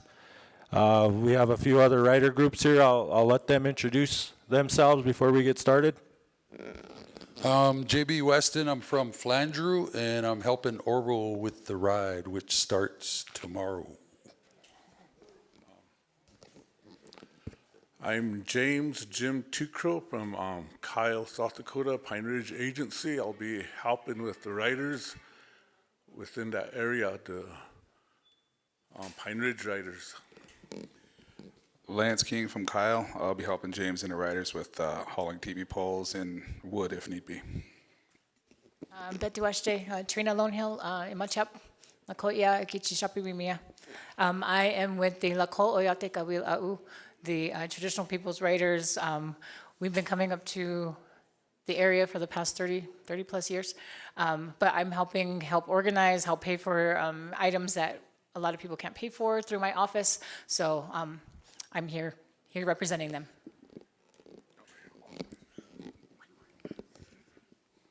Josh Deeney from Nevada and Paiute. I'll be riding with the Orville Looking Horses group. Is there any other rider groups here? I know we met about 10 o'clock out in the hallway, but we just wanted to get a coordinated effort here between the rider groups. It's a big event for us. So we just wanted to share with you guys what we came up with, and if you guys have any relatives or any groups that are coming in or planning on coming in for the ride, share this with them. We do have a contact list going around, and we'll share some times, some dates that we're going to meet prior to the ride, prior to June 25th as well. So with that, I'll just kind of go ahead and talk about our end anyway with Orville's group. We did have some schedule that was passed out yesterday. It might be on the table today still, but we're leaving tomorrow from Greengrass, and we're going to arrive up in Ashland on June 23rd. And some of the other groups are going to start from Ashland on June 20th, I should say. And so what we came up with is we're trying to coordinate the charge, which kind of takes place up in this area. So we're trying to figure out a route. So majority of the rider groups are going to be camped out down here. On June 25th, we do have some groups coming in on 212 right here. But Orville's group, I think Jim and Lance's group, a few other the groups, we're all going to convene kind of right over here in this little flat area about 8 in the morning on June 25th. So if you guys know any riders that want to ride, there may be some horses available, so you're able to join us. So June 25th, we plan on meeting here in this area, and we still need to confirm some stuff with the National Park Service on our route, but this is our proposed route. And then I believe the Northern Cheyenne have a contingency here where they're going to cross here and then they're going to meet up with us. But we'll take this road here, whether we'll be on the road or on the side of it. I think we're planning on going off road a little bit, but following this road up here, coming up. And this is kind of separate from the agenda that was shared yesterday, because right here is where they're going to start their opening ceremony. They'll have speakers. So this will all start about 8 o'clock. And we're going to be down here about 8, starting moving up this way at the same time. So we're going to come through. Riders will come by, and we'll meet up with these riders coming this way. Cheyenne riders will meet up with us around this area. And then around 10 o'clock, we'll start our ride. We'll come in from right around this area to right here. And as I understand it, NPS may have some chairs, some other things available for spectators. There may be some parking up here. We're just waiting on confirmation from the Crow Tribe and possibly NPS on if you guys want to watch the charge, where you can park and, park your trailers, your trucks. So after the charge is done, and we said about 10 o'clock was when we planned on doing the charge, we'll take this little trail here and we'll come down right by Last Stand Hill and then come down and follow the road down. So that's kind of our proposed route for the ride. On June 20th, that's when all the rider groups are arriving in Ashland, Montana. So we're planning a meeting there with all the rider groups around 7 p.m. in the evening in Ashland, just to kind of regroup and make sure we're all on the same page. And if there are any other groups that aren't here today, and we'll update them on kind of our plan. Does anything I'm kind of forgetting you want to add here? No, it's good. So just if you can pass on to the people that you're coming or bringing with, make sure they have umbrellas, because it's going to be hot. I don't think they're providing shade up on top where they're supposed to do right up there. They're not going to have any shade or anything, and make sure they have water, because it's going to be hot. So just make sure you pass it on that they need to bring their chairs. Yeah, their chairs, water, and an umbrella. Yeah, that's for safety and stuff. So, and on the area up there where they do the charge, it is literally greasy grass. So if it rains, that is slick. Even when it's dry, it's slick. So that's why they do call it greasy grass. But so we usually we're usually in the fence line there. And spectators are asked to stay on the national park side in that area, because the charge is happening on that little hill. And normally what they do is they do the charge, they'll line up and they'll rush the fence line and stop right in front of us, basically on the fence line. And so, and everybody has acoustics, we have all of this happening. It is literally on a hill, so you're on the hill. it goes down. So anyone like me who has issues with mobility, elders, you know, they have to get dropped off and then taken up there. So it is really, you know, it's hard to get to, but we got to keep that in mind for a lot of our old people and people like me with ADA issues. So we got to do that. But just wanted to add that. We so far discussed that there probably won't be shuttles going from the camp up. So we've discussed that we're going to have to, everybody's going to provide their elders rides up around the interstate and around. So be prepared to give yourselves your own rides up there, just because the lack of transport with the shuttles and stuff. So yeah, congestion, and so you're well prepared to drive yourselves up there and your elders and provide them with, again, with the umbrellas and water so that they're taken care of.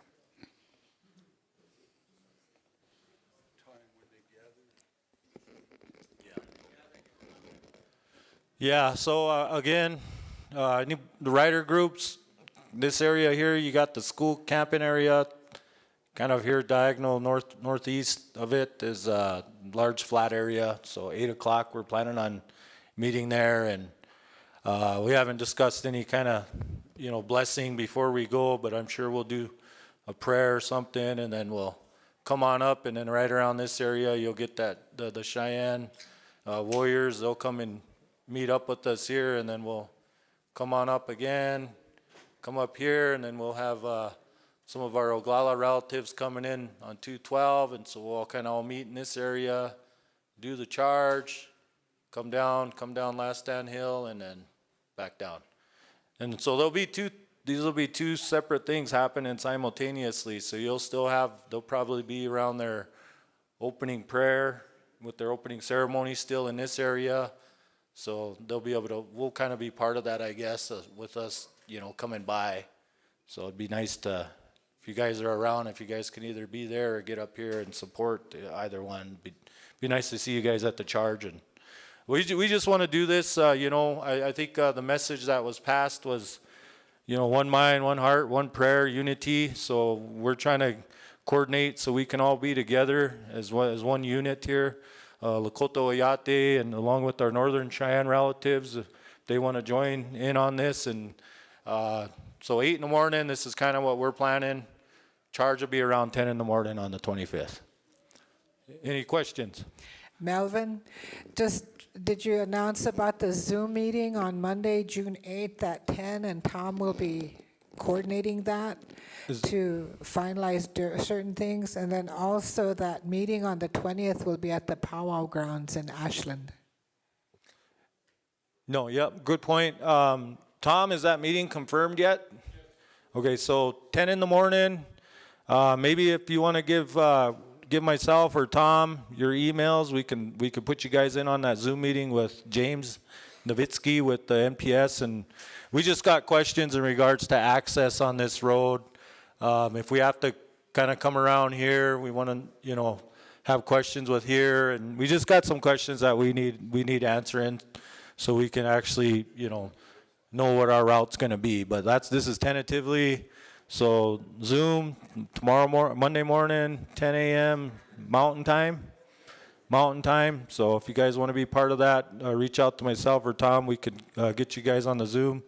And then, as Toonie said, 7 o'clock at the powwow grounds in Ashland, Montana for June 20th for the rider groups. Anything else?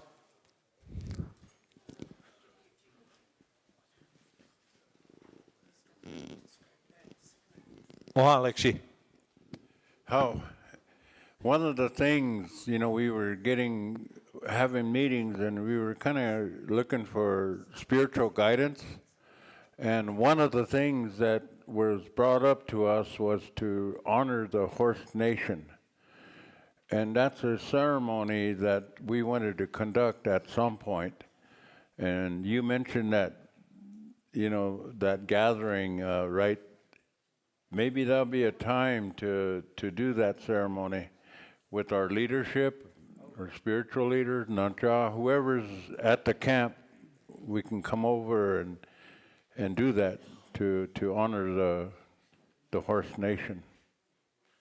Can you bet, fit that into your program? There's been discussion about the best time, because there's other honorings that will be done. And I've been talking with Emmanuel for this events, and the honorings, we felt would be good to do on the 24th, because the 25th is so full of other things, and people, a lot of them will just leave right away. But on the 25th, there'll be like the Horse Nation, the Women Warriors, and I need to get the correct title from Eugene for the people say suicide warriors, but it's not that. And then, of course, all the other warriors that were involved. So we're looking at the 24th for the honoring of the Horse Nation.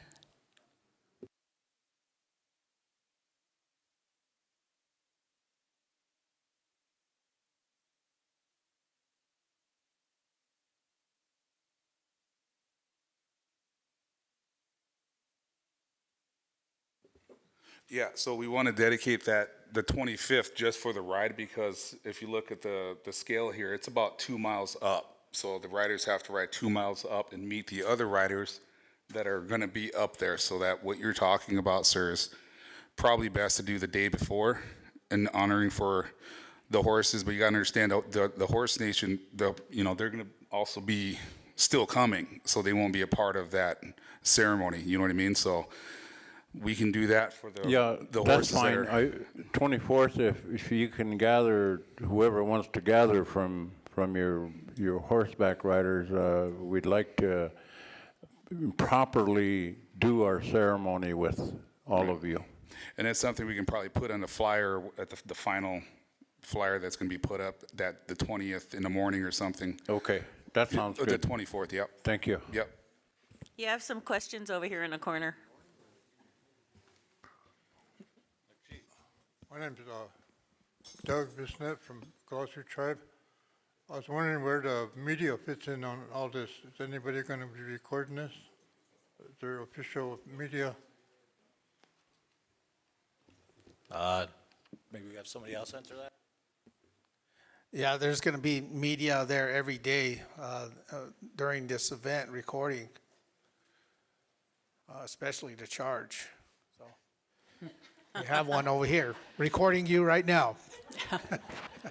Yeah, and this is Jody with Buffalo's Fire again. So a lot of us media folks have been talking, and we're working on bringing in some film crews to get the horse rides and all of the many other events that are happening. Is that what you meant, Doug? Yeah. Okay. Well, Is there be any kind of documentary on this? We don't know where that's going, but we'll be getting a lot of film coverage, and we'll have a lot of good filmmakers on hand. So I would imagine the final product could be some sort of documentary. I'm not promising anything, because that's a lot of work, but we'll definitely have footage. yeah, that's kind of what we want to do is record this whole event, and then we'll probably have to get all our media people together and come up with something.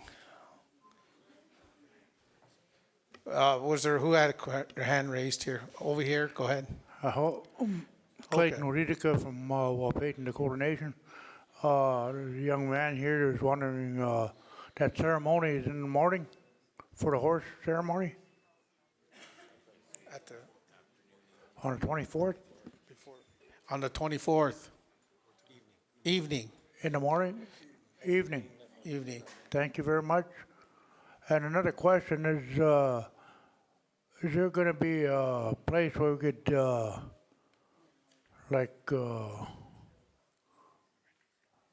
use of horses, I guess? I myself would like to take part in it, and I got no horse. Do I run behind them? Yeah. So is there going to be a Canadian riding pack coming down too Yeah, then? there's going to be about at least 4 or 5 from my community. I'd like to take part, Right. if not more.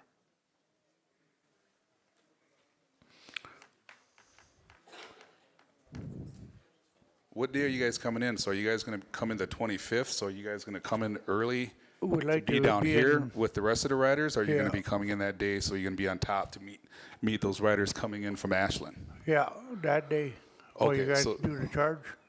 So you guys are going to meet down on the bottom or the Yeah, top? wherever we can. Well, yeah, that'd be up to you guys to decide, because Yeah. we'll have riders on top Uh-huh. coming from Ashland, and then we'll have riders down here. So Where would the extra if you guys horses can be? pick which side you guys want to be on. I just suggest being so early in the morning, if you're coming in that day, maybe you just come right up here. And, All because right. it's about 10 in the morning. All right. Thank you very much. They're going to be camping here, so they can start here. Okay. So if you guys are camping here, if you guys can get here in time for 8 in the morning, then I'd recommend coming down and then getting with us and then coming up. But that's at 8 in the morning. So depending on your time frame, if you have enough time to get down and set up, I'm assuming you said you were coming on the 25th, correct? Yeah. So if you can make it down there and set up and meet us by 8, I do that just to be, so you're already down there, but it's up to you. Yeah. Yeah, so, and then, again, we're meeting in Ashland on June 20th at 7, so if you can make that, that'd be great, too. And then I don't know if you guys know, I know our groups, we're required for the Coggins. So in order to go into Montana, all our horses have to get the Coggins tests. So you might, I don't know if you've heard of that, if you guys are aware of that. No, what I was thinking is, if you guys got some horses that we could use. Oh, okay. That's what I was thinking. We have some extra horses for Yeah. you to use? Okay. There may be. Okay. And then adding to what he's saying, Melvin's saying about the Coggins testing and brand inspections and stuff, the Pine Ridge, the Sioux tribe, anyways, the riders that are coming there, we have a date set up as June 12th in Pine Ridge at the rodeo grounds? At the rodeo grounds for our Coggins and brand inspections. So anyone that has horses that are going to be coming up there from Pine Ridge, June 12th, I believe, what time? 10? 10 a.m. at the rodeo grounds is where we're going to do that. So when you do the Horse Nation honoring and everything, is that going to be in Ashland or? No, it'd be probably down here around the camp on the bottom? 24th. Okay. On June 24th, maybe late afternoon on that. I think it's Wednesday. Okay, thank you.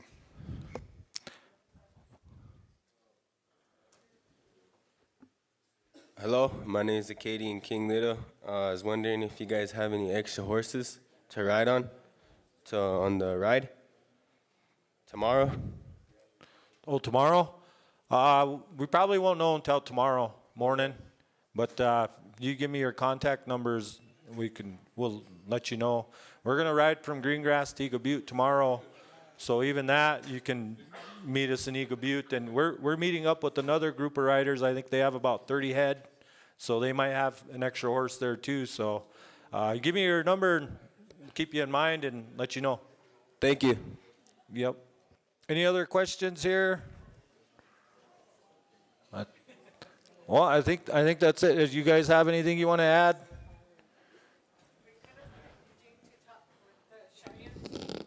Well, Eugene, Taji.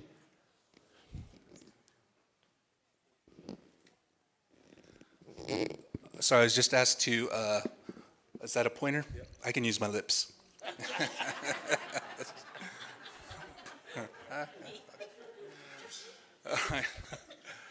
The reason the Cheyenne are going to ride from where we're camping, cross the river from Medicine Tail Ford, is because as the battle initiated, as we know, Custer separated his command into 4 parts, including the supply wagon. But Reno came around and struck the Hunkpapa camp with Sitting Bull way down here. I don't know what happened to Ben Teen. I think he got lost. And then Custer's actual immediate command came this way, and the Gray Horse Troop went down Medicine Tail Coulee. And so the Cheyenne our narrative is that 4 warriors crossed the river and initiated, exchanged fire with him until everybody from Reno could come up and route him up Deep Coulee. So that's why it's significant we go that way, to follow the path of our ancestors. But yeah, we're happy to converge and be one with everybody. Okay, is that all right? I think that's why it should be important, like what Russell pointed out, is to have a ceremony the night before, maybe have a night dance or something on the 24th. That way our relatives in Northern Cheyenne can participate in that ceremony. So because they'll be over here and the rest of the group will be over here. That way when we start riding, we'll wait for them to meet up, or vice versa. They can wait there until we get there. And then we'll ride in together.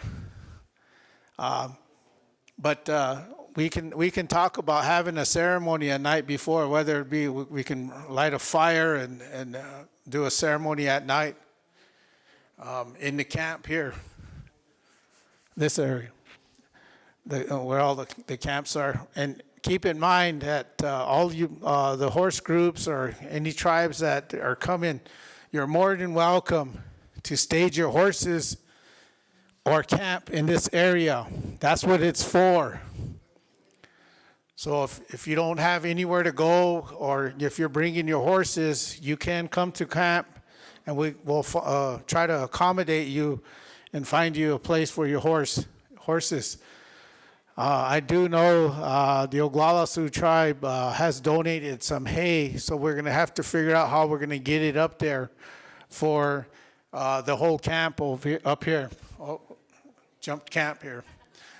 But yeah, up there. For the camp up there, we do have some hay, so and there are watering holes along the river there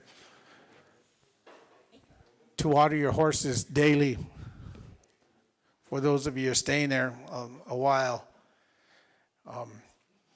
But it's gonna, we're playing this by ear here, so hopefully we can all meet up and ride in together at the final ride. Now, you got to keep in mind that I don't know what the Crow or what they have in this here, but I think I heard that they wanted to participate in this charge. So keep that window open in case we have to incorporate the tribes. This is a unified effort, and they want to be involved. They want to help. They want to help us with their land and their resources also. So keep that in mind when we're finished here. We'll probably meet with the Crow Nation. I know we still have to figure out our law enforcement, our command center and things like that, and organize those things between now and then with our law enforcement. And also keep in mind the national or the parks will have officers there. They won't be in, from what I'm told, a lot of them won't be in uniform, but they'll be at the battlefield site on a park's land. So they'll also have their officers probably controlling from the entrance on. So. Can you share where we can get into that main camp? The best way to get in here if you're coming in? Oh, yes. Can you scroll down a little bit? So we're going to point this out again, and I'm glad we brought this up, this map here. This is 212. If you're coming from Belle Fourche, this is the road you'll be coming in on. This is Interstate 90 if you're coming around on an interstate. Now, the only way to get into this camp here is through the frontage road. There's a little small frontage road along I-90. So once, we're gonna try to put some signs up here at the entrance to the camp. Maybe, yeah, right here. We'll probably, this is a frontage road, this little small road right here. It's a paved, this is all asphalt road coming into the encampment. So, and these are the main entrances right here and right here, I believe. So, and this is the route into the camp. This is the camp area. But all this frontage road kind of loops around. And this is where they have the reenactment, kind of like right here. Yeah, right here. This is the schools, and this is where we want to gather for all those riders that are camping out here. We'll probably ride across here somewhere, cross the river, and then gather here, and then ride up here and meet up with Northern Cheyenne. Okay, and we'll be coming in on from right here. This is all a ridge line. So the riders will be on top of a ridge line riding. So if you're coming down this road or the interstate, they're gonna see you riding in on this asphalt road, which I think is gonna be pretty awesome, seeing all those horses in line riding in. So as we planned, I mean, earlier we planned to come around. But we just got word that they are going to authorize us to come in on the asphalt road. So instead of coming around, we're going to all ride on this road here, and it's a ridge line, so it's going to look pretty awesome. We'll have people up here waiting, and as we come along in here, we're going to ride down and meet up with the rest of the horse groups, and then come riding in the charge. Yes, the Arapahoes will join us also. So if you want to ride and you don't have a horse, you might want to get with one of these horse groups. Maybe they can provide you a horse.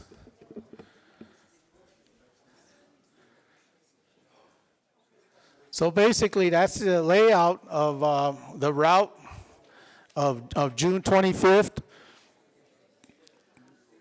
And afterwards, when it's over, we're going to come back out the same way we went in.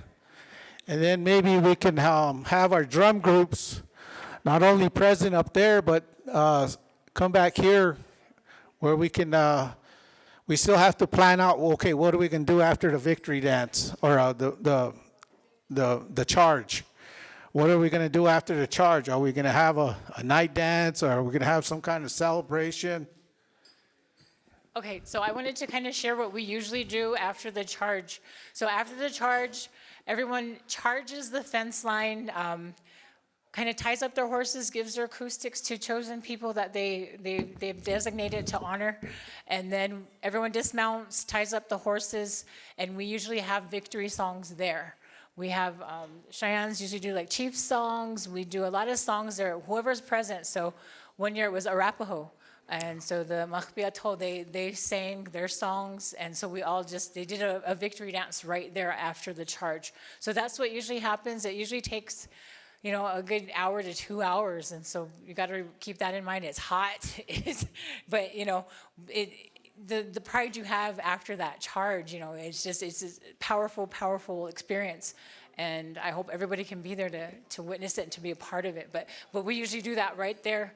I'm working with our singers to make sure that we do have all of our songs sung too. Just so we can have something there. And then that's usually when we break camp after that. Yeah. One suggestion was, I think it was the Northern Cheyenne, if we can see if we could reach out to the Crow tribe. They do have an arbor, brand new one, and see if we can have a a little victory gathering over there, and utilize their facility. But we'll have to confirm that with the Crow tribe, if that's possible, because you got to keep in mind they're also having events across the road from all this this happening on June 25th. So it's that's something we'll have to look into as far as working with the Crow tribe to. If not, we'll have to plan something down in the encampment area that day.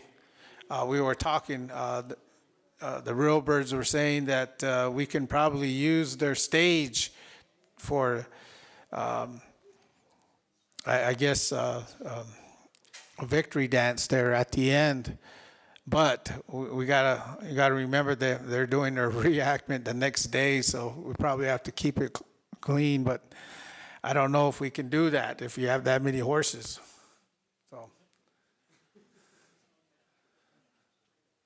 So a lot. I was just trying to show that edge, that the ridge. You can see that path is on that ridge there. It's really cool. Okay. So here's the path we're coming up on. We'll be riding up this way, and then we're gonna. Is this the exit, or are we just gonna continue riding on? From my understanding, we're gonna continue riding on down to the entrance and meet up with the other horse groups. And then once we we're going to ride down towards the front here, and then we're going to. My understanding, this is where all the horse groups are going to kind of get together in this area, and then ride into the charge. This is the charge area.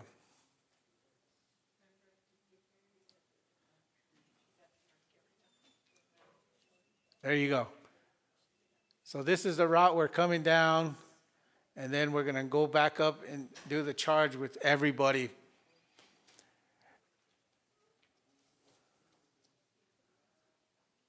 All right, how do you like that? We got the on-the-spot mapping. So we're going to ride through their event right there. While we're doing this, they're going to be doing their event. Remember that this is going to be packed, jam-packed with people, this whole area out here.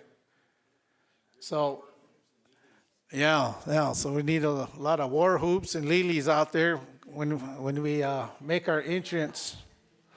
So I think we'll steal the show if we all come riding in and right through here. We're definitely going to take the attention of this area right here.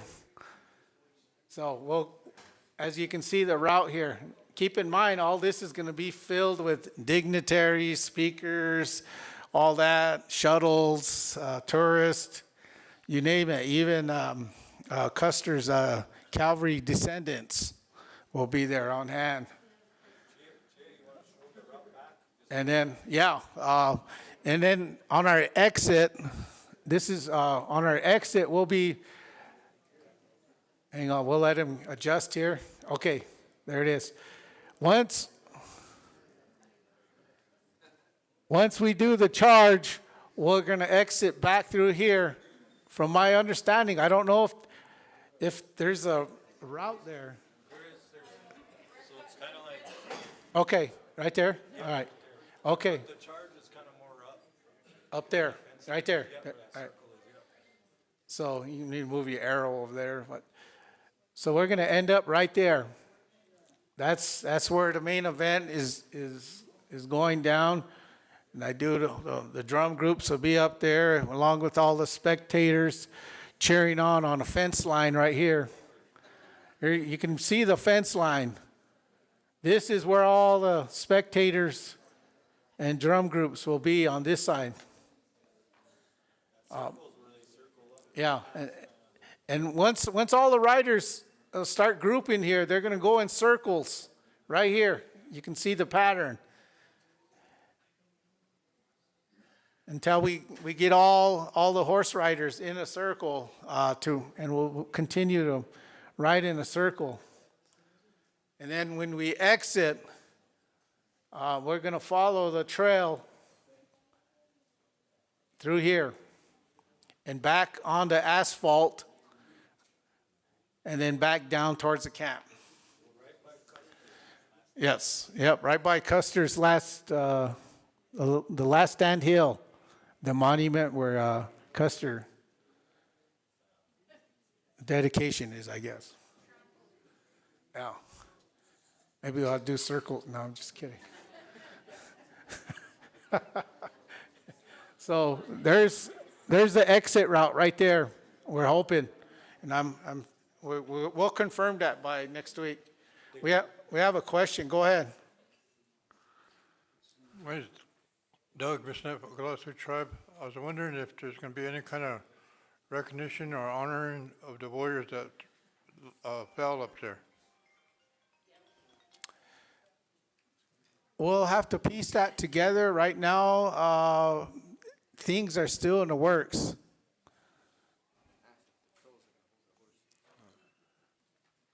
So it is, and keep in mind, the door is always open. And if there's something that we need to incorporate, and we can do that. So again, there's the exit route in there, right there in the green. And then back onto the asphalt and exit out where we came in. 24th ceremony, they were proposing the reenactment site to do the ceremony on the 24th, if you want to kind of put that out there. Okay, I think they're doing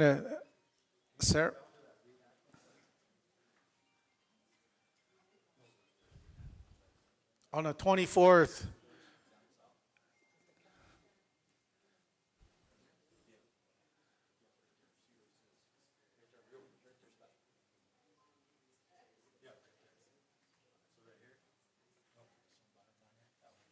Yeah, right here.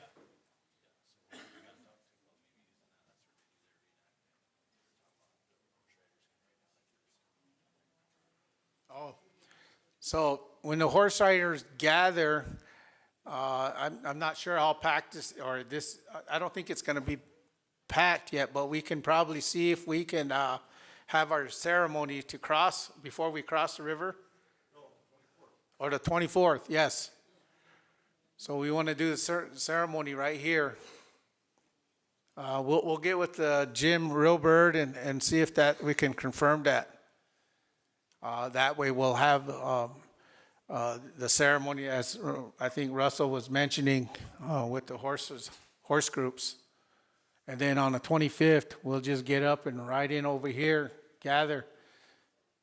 I don't know if you want to camp on that side or what, but I do believe that area is available for camping also.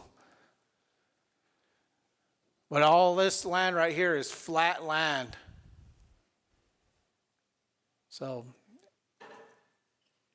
and that's the starting point of the ride. Any questions? Oh, sorry. I didn't see you. I was gonna, if they can pull up the map to the actual site.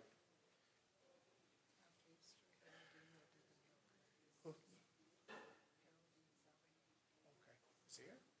Back to the visitor center. Okay. Okay, so my question is, if we're gonna go, if they're gonna ride through there, remember that day, the park's gonna be closed. And they're only they're gonna have a parking area here someplace along I-90, and they're gonna bus people in. Oh. So that, remember where we have the monument for the horses? We need to go there and pack it so that when you guys ride through. Can you expand it? No. Closer? Right there. Okay, one of the things that's going to happen on that day, on June 25th, is remember they're going to designate a parking space, and then they're going to shuttle people in. but maybe we can warn some of our camps to go up to the, where they have the names of warriors that participated, and right up there on the hill. Oh, wait. That one? Is that it right there? Yeah, that Yeah, monument? that monument, yeah. But if we can get some of our people to go there when the ride's coming through, that'll be awesome. The only thing is, they're gonna bus you in there. And when you're ready to leave, they'll bus you out. That's what I understand from the Park Service. They're not allowing any vehicles or any people to drive in there. So, in order, if the horseback riders are coming right through there, I would fill this monument up with our own people, especially those ones that can Lee. Where's she at? Oh, there she is. Well, I wanted to add with that, if you put people in there, it has really good acoustics. Because I'm even louder in the center there. And remember the guy said where they charge up past the fence, up on that small hill, they were going to open up a designated area that we can at least be close to the horseback riders when they do their final charge. And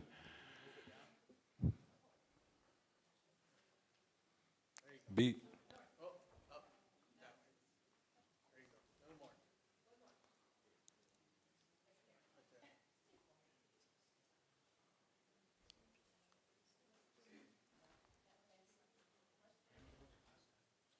Yeah, go ahead. so anyway, that would be a suggestion, if we could pack that place.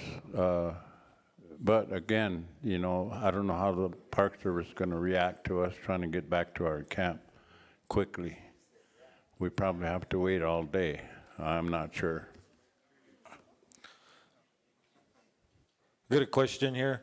Okay. Yeah, go Question, ahead. has there been any talk about drum group singers during this? Anybody know? So we have a group, our group that comes in and sings our 𝗟𝗚𝗡 songs, everything. We usually have them on site, so as they're charging, they're singing. And so you'll hear the drums, you'll see the riders go through, and we're working on like a PA system too, so you can hear it. And so that's one of the logistics that we're still finalizing is that. But we usually have a drum group there. And I know I've been talking with Bull, trying to get the singers there. So through my office, I'm going to help fund them anyways to get them there. So, yeah. Okay, so you're saying Oglala Sioux Tribe is going to provide the drum groups? Okay.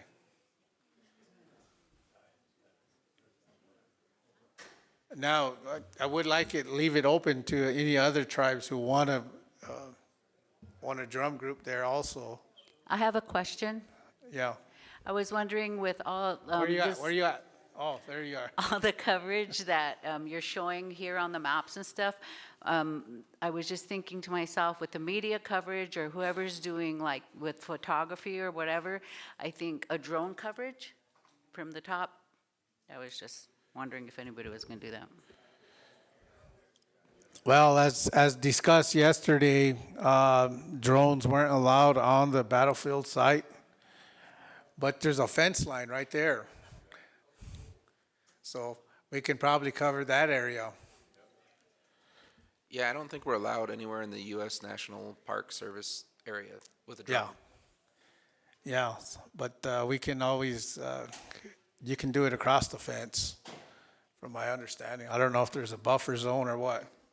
Yeah, you could potentially go from the road over here. Can you move up the map a little bit towards 212?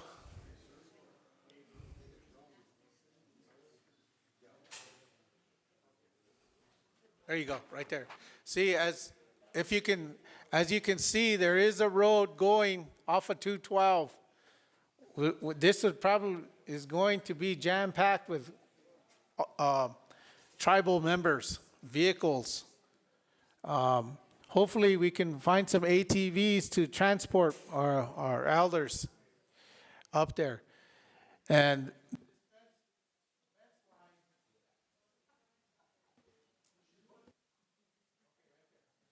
oh, right there. Okay, right there. So this is where everybody's going to be at in this area here watching the ride or the charge. So I'm not sure if how we're going to open up a road to get over here, if this road is still available. There you go. Look at that. Technology. Well, I think it's over some more that way. I think there's the hill there. I think the drive or approach is right there, I believe.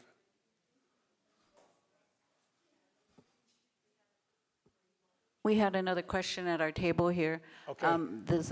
She was wondering if there was a specific person, and I don't mean to sound redundant, I just got here today, but if there was a specific person that was going to cover media coverage for the whole event, like filming it?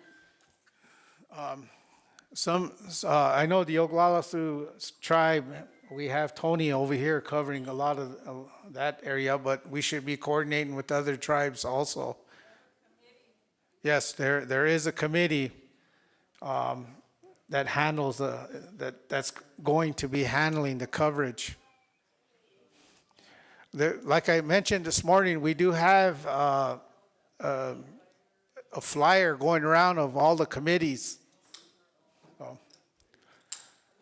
So there are a lot of committees. Go ahead. Just question, more of a concern on the 𝗟𝗓𝗓𝗡 Maza, the iron horses, the motorcycle riders, with the horses, spooking the horses. What's their plan, their schedule? Where do they play into this? Well, as far as I know, they're riding in afterwards. Cordelia might be able to answer that, but they are coming, I believe, afterwards, right? I'm sorry, I was talking, who? The motorcycle the group. motorcycles said they're going to go on the 25th. They're starting at Balfouche, and then they're going to ride over to the site. And then I connected them with Northern Cheyenne for that Busby campground, but I don't know if they've been able to talk with them, because then I've heard that they're just going to ride back that day too. So the motorcycles will come in, go, and that's growing also. The last figure I heard was the 400. But they're starting at Balfouche, they're riding across 212, they're going to get to the battle site, they'll be there, and then they're going to go back. What, is that in the afternoon, after 10 a.m. on the 25th? I'm not sure. I'll have to talk with them and find out and get the specific time down. Yeah, because that might be a concern if they're rolling through when we're getting ready to all round up and do the charge. Might spook them. Yeah. I agree. I'll find out. We brought that concern up, is spooking the horses, but they assured us that they'll work around that. So I'm assuming they'll be riding through in the afternoon. Can someone maybe contact them and let them know we're planning our charge off of 212 at 10 a.m. and be mindful of that? I will. I'll contact them now. Okay, I could hear someone's stomach growling. But these are all great questions. I don't want to cut anybody off, but these are all great questions. These are the things that we need to hash out before the event starts. So great questions, and I appreciate them. And it's no hassle. It's just something that we need to take care of. I hope we gave them a better view of how this is going to happen. I think what we need to do is connect the dots to all the events as far as before the ride, are we going to have ceremony prayers? And what are we going to do after the charge? Are we going to have a victory dance, ceremony, things like that? And we also need to figure out our council lodge. I know Russell's heading that up over there. And I do believe 𝗟𝗓𝗩 needs to team up with you, Russell. Okay, all right, that's good. Wash that. So we got that covered. I think there's some groups going out to get some teepee poles this week. I don't know if you can put a team together. You might want to team up with them. They'll show you their secret hiding spots of their stash of getting where their teepee poles. Oh, yes.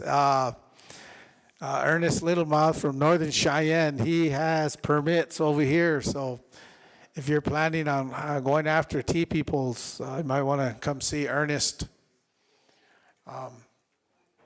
Maybe we'll figure out a contact number on how they can get a permit. And I'm not sure which area that permit covers, but we'll get with Ernest, and I'm sure he can cover that. Okay. Oh, yes, go ahead.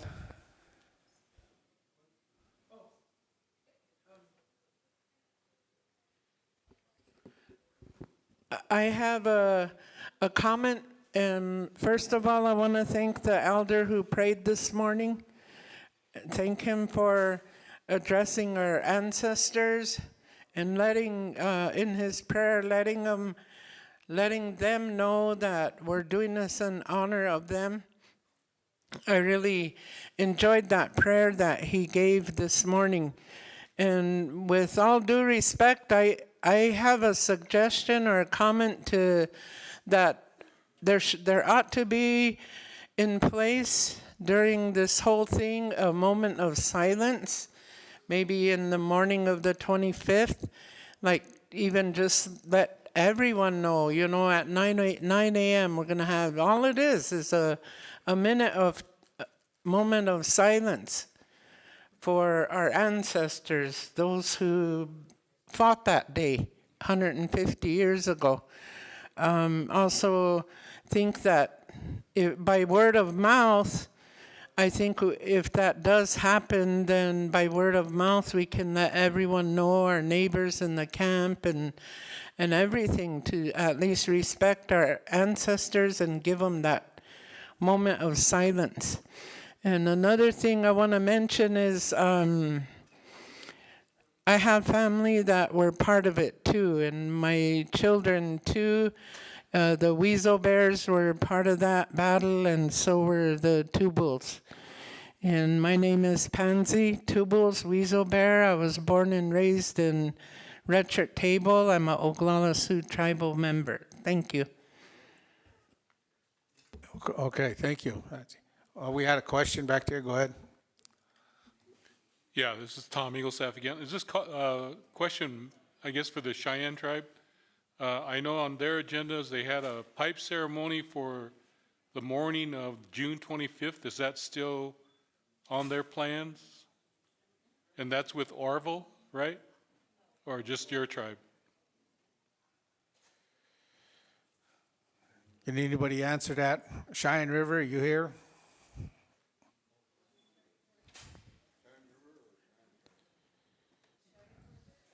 Or yeah, I'm for the Cheyenne. Oh, Cheyenne. Northern Cheyenne.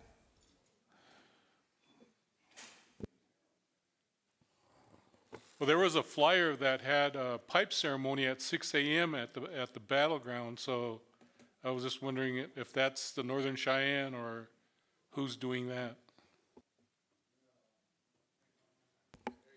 Ernest Littlemouth, Vice President. Buford Curley is doing that at 6 a.m. right at the monument.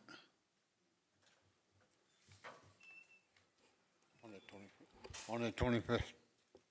So you're right. We're doing a pipe ceremony.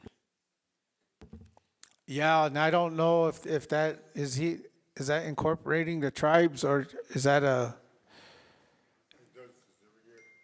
Oh, he does it every year?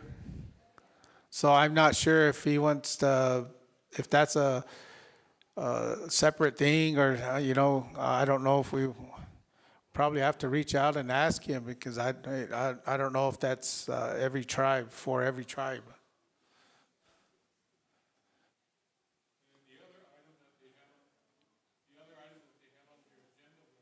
Can you hit it again?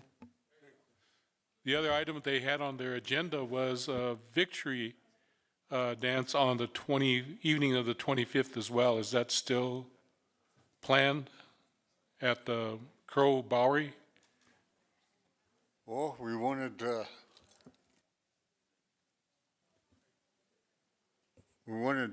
ask these other tribes where they wanted it, either there or at the camp.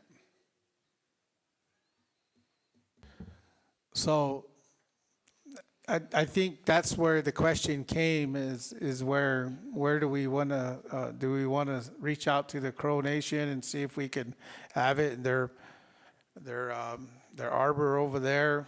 They got a real nice arbor. It's pretty huge. But you got to keep in mind they're also having Crow Nation days over there too, so they might be utilizing that. We'll have to figure out that. And that's what I'm trying to get at, is how we gonna do these ceremonies and celebrations during and after this event. We still need to hash that out.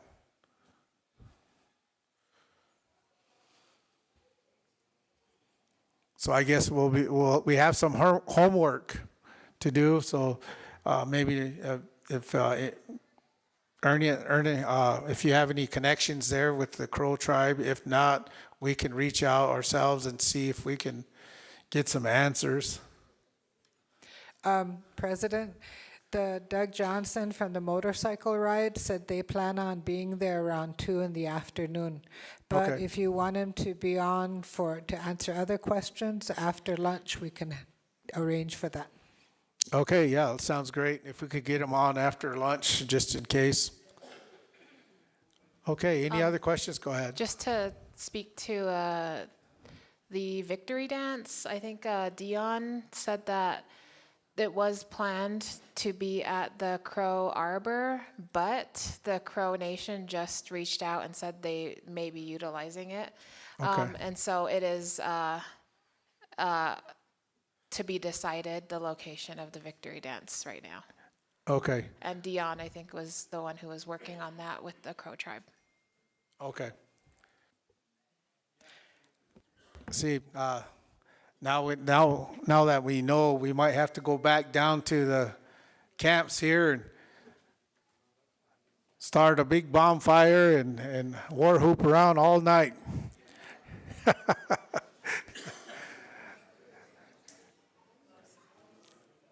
Which is private land, so anything can happen there. Maybe we can ask our traditional leadership to step in and organize those things that need to happen. Go ahead. Okay, this is Jody with Buffalo's Fire again. I just talked with Corey Spotted Bear. He's the councilman over at Twin Buttes on the Fort Berthold Reservation. And he just said he would donate a buffalo for all the horse riders and the horse events. Oh, nice, nice. If you can relay that information to one of the committees, maybe the Rosebud, who's taking on a challenge of the cook shack or the food. Yeah, we'll coordinate with somebody. Okay. All right. See, I love it when a plan comes together. When we started this, just want to say, we started out thinking, brainstorming, and along the way, things just started coming together. You know what they say, things happen for a reason. And I believe that, and things are coming together as we go forward. And yeah, it's going to get more exciting and a lot more questions, and then we're gonna have to execute. So, good question. I'm a little behind on this, but we just got about 200 teepee poles at Elk Mountain, and the Forestry Service said they've got a lot more capacity if anybody else wanted to go get more poles in Wyoming. Okay, who would be the point of contact on that? Do we have any committees that are tackling the teepees? Yes, go ahead.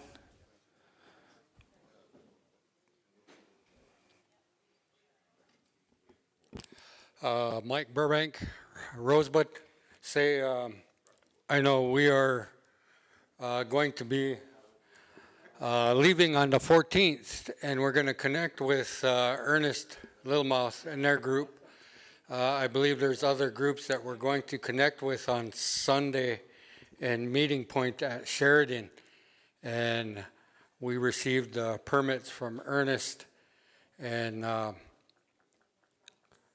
we've been getting calls throughout the day with different individuals on the harvest of poles. And within the last hour, probably got 10 phone calls from people that want to help and assist with the harvest from the Rosebud area so far.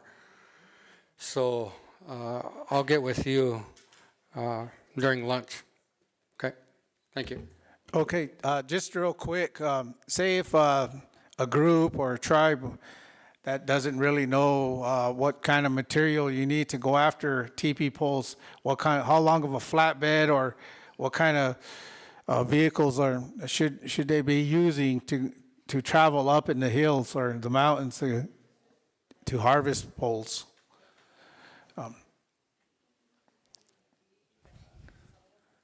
Or how the process goes? We kind of have a little experience going up the mountain of the Bighorn Mountains in harvesting the poles. The biggest factor would be that making sure that the vehicles have adequate brake system.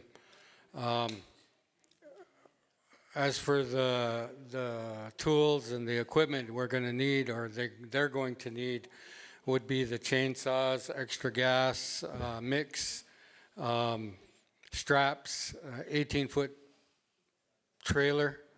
I know in the past, harvesting teepee poles, we were able to get roughly between 70 and 80 green poles on the trailer and then bring them down the mountain.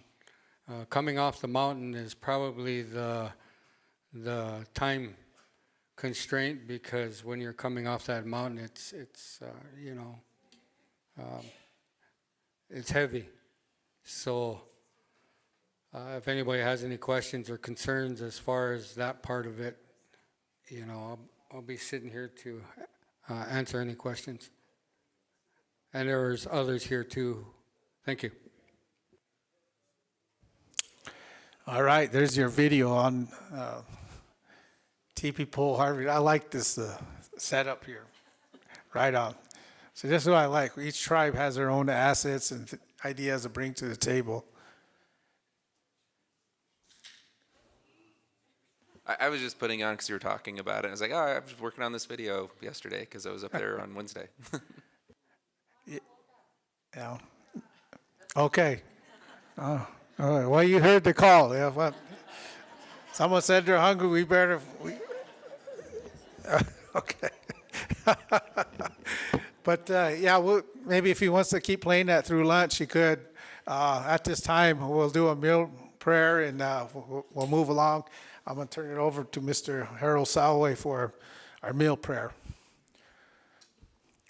Former OST president also.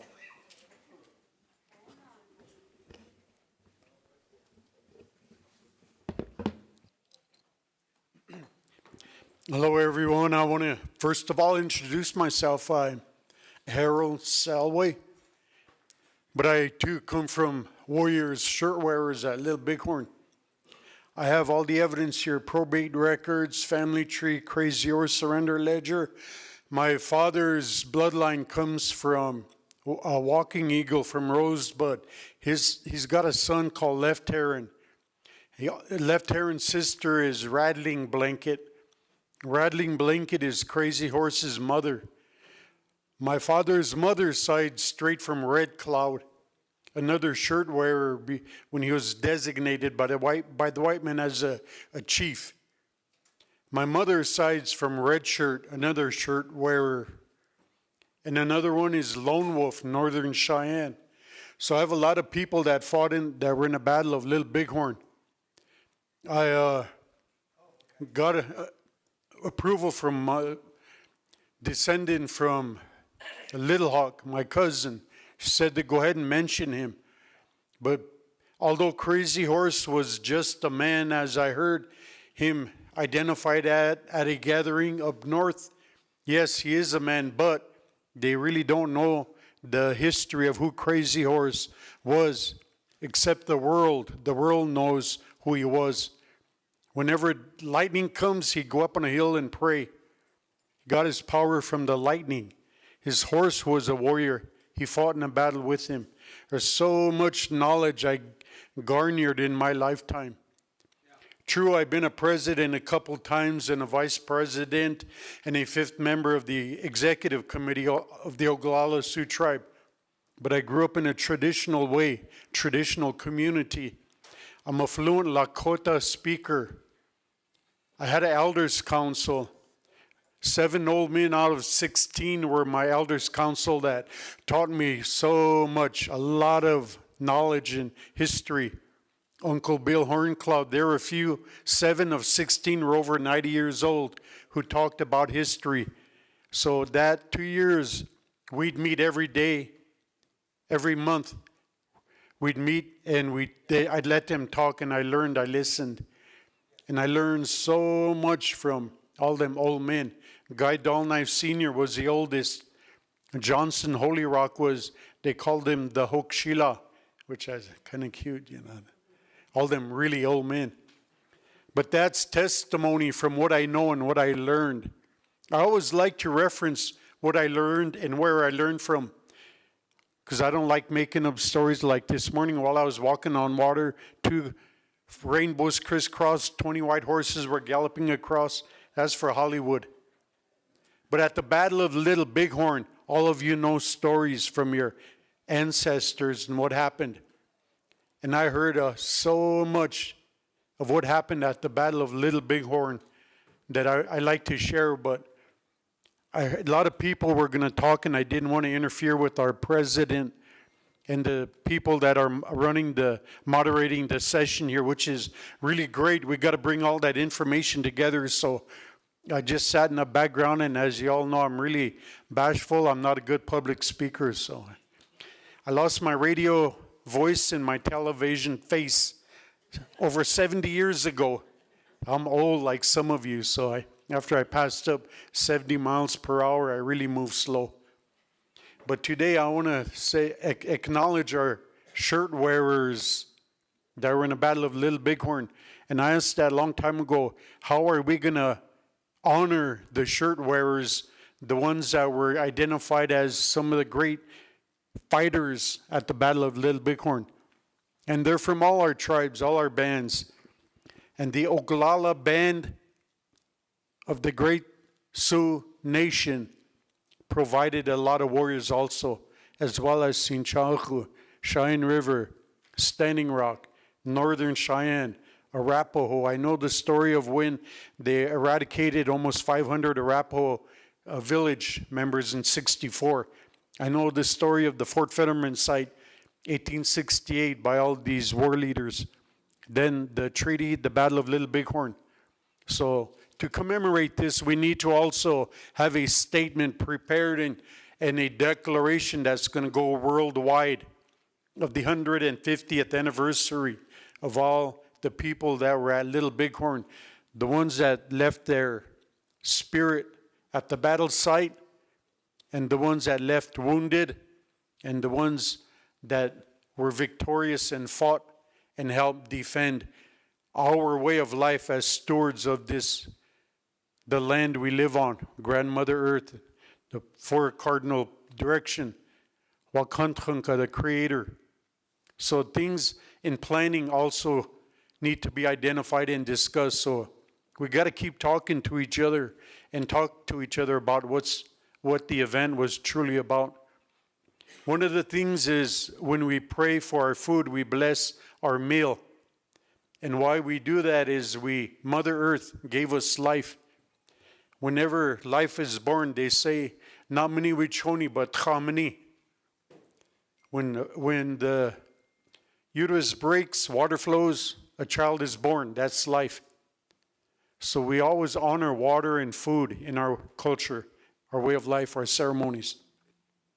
So if you pray with me, we'll bless the meal for those of us that are diabetics, those that we have lost from diabetes and other foreign substances that was put in our bodies, in our life, and pray for our relatives that are in need. There's a lot of people, a lot of minds, a lot of voices that are not heard here today that have a lot to tell. So think of those people, your grandparents, your forefathers, and think of what you're going to do from this day forward for your grandchildren when you leave track, so they'll have a good way of life.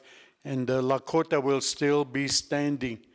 When I say Lakota, I mean all of us. Lakota, Dakota, Nakota, but our relatives, Northern Cheyenne and Arapahoes that fought at Little Bighorn.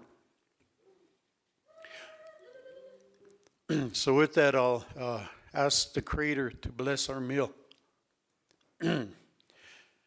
Hey, hi-ya, hey, ya, ha-way, hi-ya, ha-way, oh, hey, ya, hey, ha, hey, hi-ya, hey, ha, hey, hi-ya, oh, hey, ya, hey, ya, hey, hi-ya, hey, ya, ya, hey, hi-ya, oh, hey, ya, hey, ya, hey, hi-ya, hey, hi-ya, hey, hi-ya, hey, hi-ya, hey, hi-ya, oh, hey, oh, ta-te, to-pa-wa, he-ta-ya-ya, hey, pe-la, hey, hey, ho, ta-te, to-pa-ki, i-u-ha, hey, pe-la, hey, hey,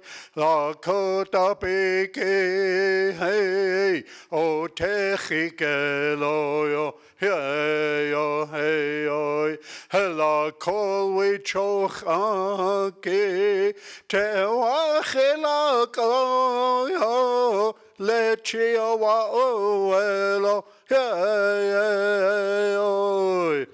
ho tunkashila atewa kantanka ishtawa onshila lohaki kamakata kia unkayutayo o ayoptonk upie o yate techiake o uye kile woke unichilapi ho yunkampetu kile tratieto pa wash akunkichu piki wo pila unke hapelo he wichoni hel yoko o yate o swelhi unaji pichunke he wo pila tranka he chalo ho unchi prawonki chuo unchi niecha woyute pajuto wakan yakichare nanka minikalu zaha yunke ki oyate wani yunka woyute ki le yuashte yayo hohechel oyate wichoni wash ake nawapia zania money pik te trokata ke hohechel o na o aya washte o you happy ni ichechi chielo hu you kampetu kile wa kantranka wo ayopta wa wokie wo iwanke we chozani which uyak opiki hochel wa kanje na we choin change kila zata yupiki o uye washte you happy ni ichechi chielo na michi kho unshe hoye chi chielo homitaku ye oyasi haye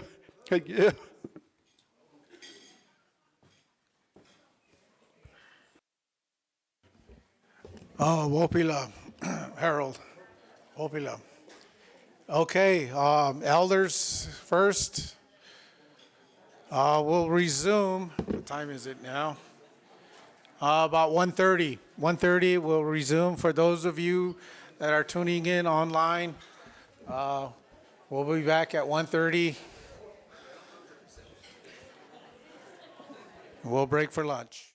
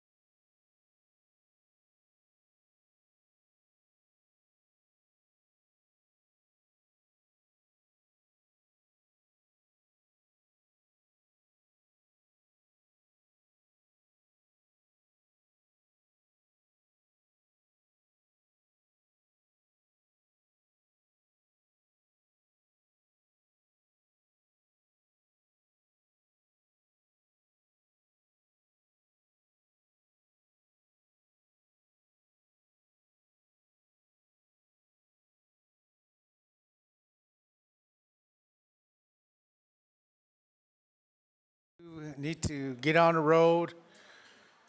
I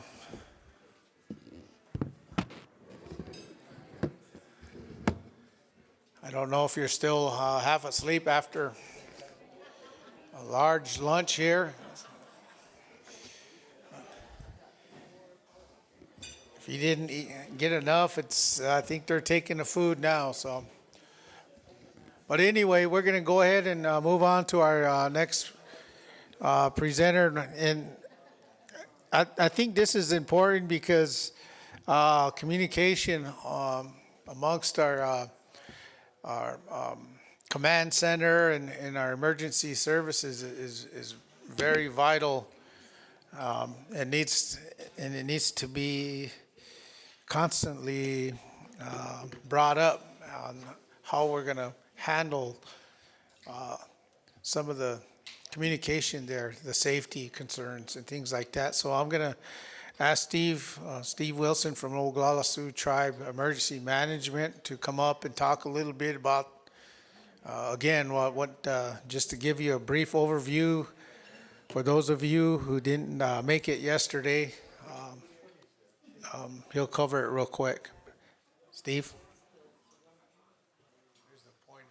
Alrighty.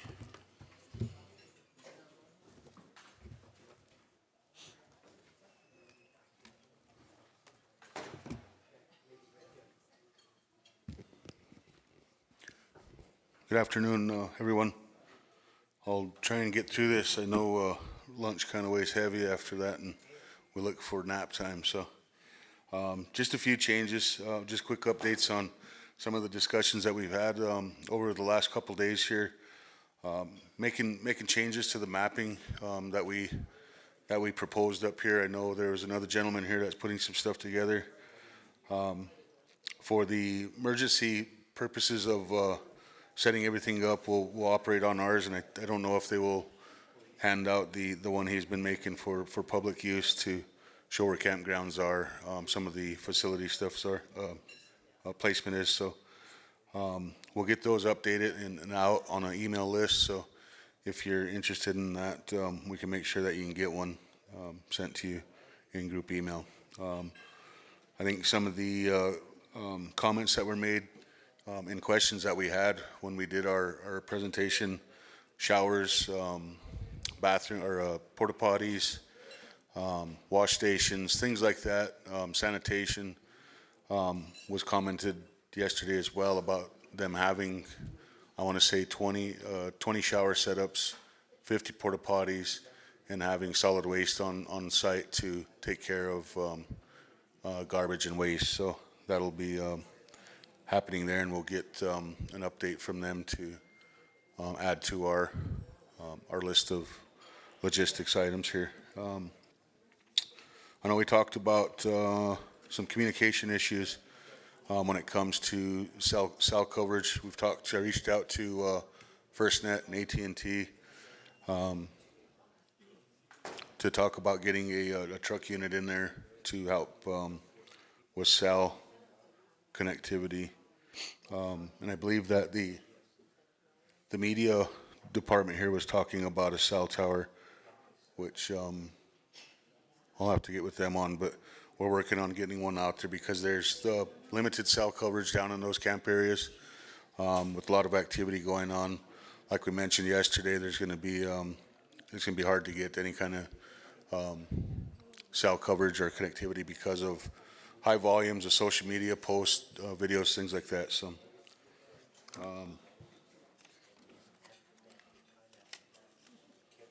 I think some of the things that we updated with the food crew was talking about reefer units and generators to set up to help them out prepare meals for the entire camp. So we'll be putting that together for them to be using. I think we have 3 of those units, so we'll be probably going up that way as well with large generator sets.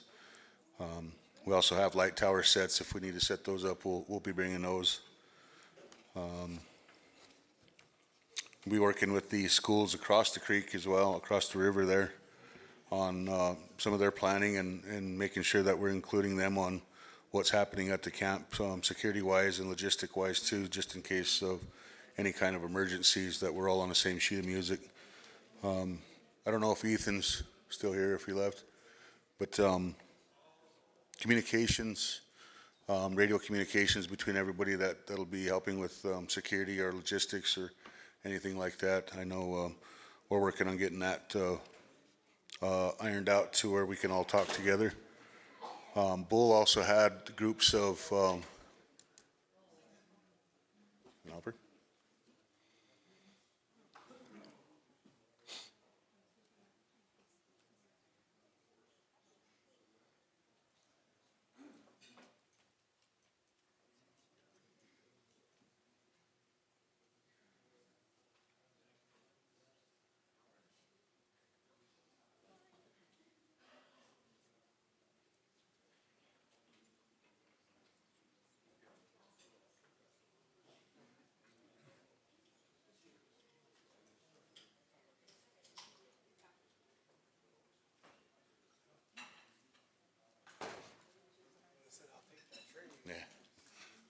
All right, she's doing all right.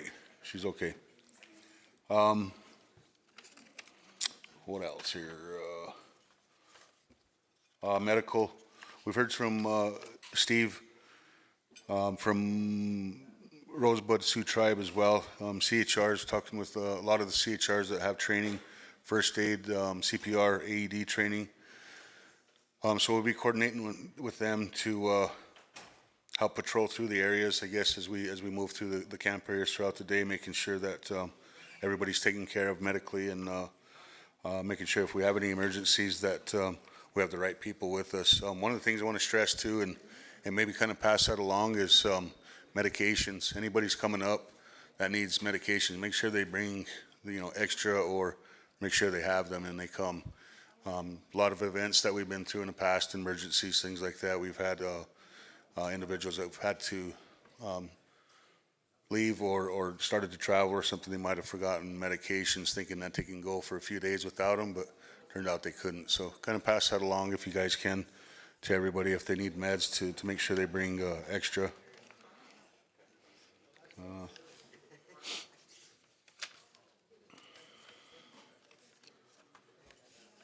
So I don't have my map up here, but if there's anything before I leave, I have to go back to Pine Ridge. Anything else that we need to mark on the maps over there? Can you guys do that real quick to kind of update me? I think I have a good idea of what we're looking at. So sounds like Monday we'll know exactly how that hill charge ride is going to be plotted out. So once we get that out, we'll get that out in mass email. So other than that, I don't have much unless anybody's got any questions for me. I just have a question. How far is the nearest hospital? Nearest hospital is just down the road at Crow Agency. It's just right on the edge, would be the southern edge of town there. So we'll map that out and have that plotted out on our map as well for distance and for everybody's information. One of the things that we mentioned yesterday too is when you check into the camping area, we're hoping to have a flyer that shows all of that. Evacuation routes or kind of some camp do's and don'ts, things like that, to remind people everything that we're just visitors there, and try to respect the landowners' property there, so we make sure we take care of it and leave it in good shape when we leave. So anything else? Thank you, guys.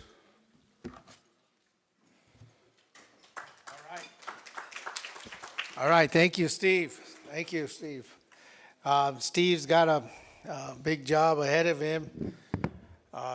He's used to this kind of this kind of stuff here. He does a pretty good job for Oglala Sioux Tribe. We recently just had a flooding down on a reservation, and he was working that over there too. So he's pretty busy man. But I'd like to thank him for taking some time out to come here and show us how he can be of assistance to this effort here. And again, I just want to remind the people here that the tribes you represent, that we encourage that tribes step up and try to, if you can, use your resources to pitch in and help. If not, we can try to pick up the ball in those areas. With that, I believe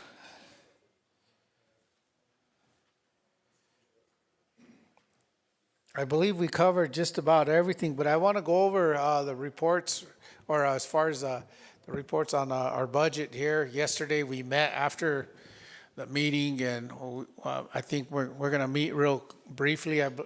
Yes, President Woodenknife's here, and yeah, and Chairwoman Knudsen's here, so I think we're going to meet after this meeting and have a quick, brief meeting to go over some finances that pertain to this event. But yesterday we had a pretty good discussion, and I think we got it covered on how we're going to set up the structure, who's going to handle the finances for this, for the Great Plains region here. So I just wanted to report that, and we need to figure out how we'll prioritize the needs of how we're going to handle some of these financial situations that involve all the tribes. So I just wanted to pass that along. Is there any questions so far? No? Wow, I think we covered everything. There was a lot of questions thrown in the past 2 days. Oh, here we go. Go ahead back there, and Russell. Yeah, that was a great meal you guys provided for us. Thank you. I'm going to make leave too here shortly. But one of the things we discussed, and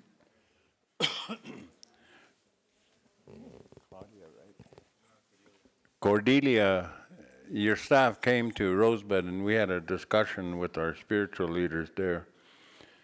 And there was 4 things they mentioned to us.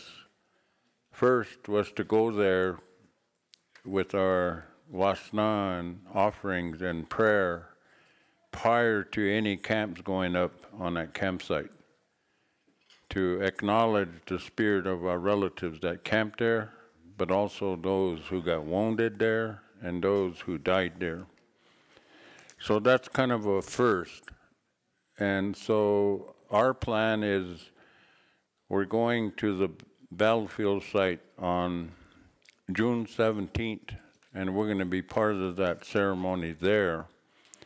But afterwards, we're going down to the campsite to do that ceremony.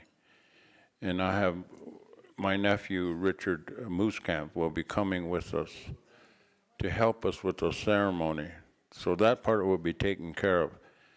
The other thing that that was told to us was, you know, we are part of the Oteti Shakomi, the 7 council fires. And they thought that there should be a fire, ongoing fire through the days of the camp. And I haven't talked to the owners of the land yet, but to me, that should be a must. Third thing was to honor the Horse Nation, because that's what pulled us through on many skirmishes and battles, and the movement of our people. It made it easier. So we wanted to do that. And then, since I'm talking about it, I forgot what the 4th one was.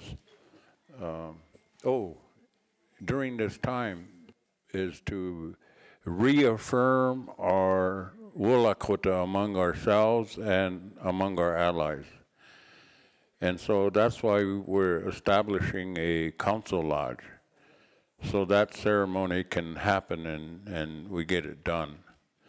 So that's something, those are the 4 things that were suggested to us or recommended to us, so I kind of wanted to follow that process. So I thought that I would kind of remind you that those are things, especially setting up our camp.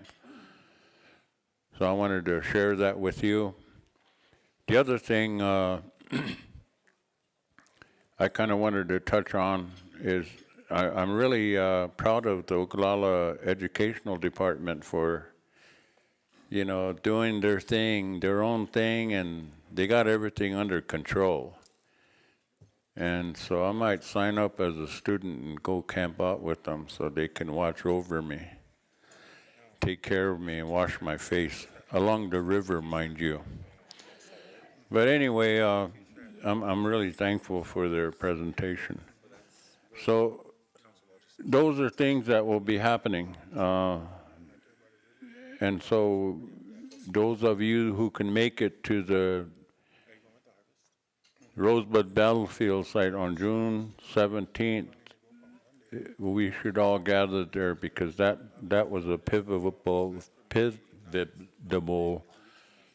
time of Custer attacking our camp. So I would suggest if those of you who can make it, please come. The other thing that, you know, I know you guys are in charge of the funding and things, but you know, this whole thing is growing out to be a big thing.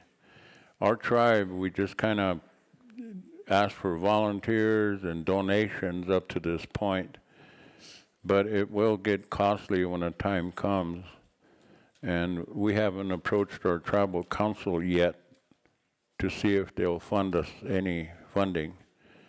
But I heard the Oglalas are rich, so we might hit you guys up too. If you guys can afford to put me up here in this hotel and pay for my meals, I thank you. Anyway.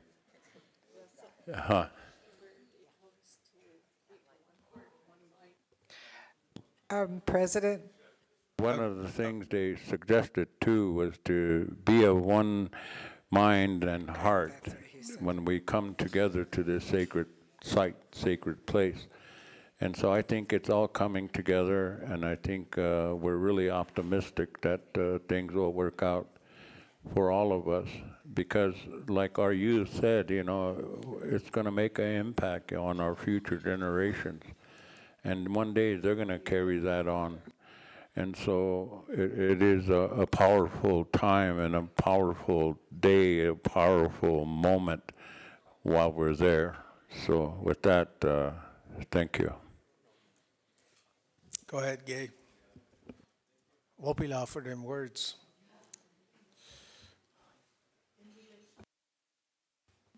In relation to the words that Russell just spoke, it's been over, I think, a couple years, but we started the alliance back with our allies, and our first alliance was done in ceremony. We had 2 altars.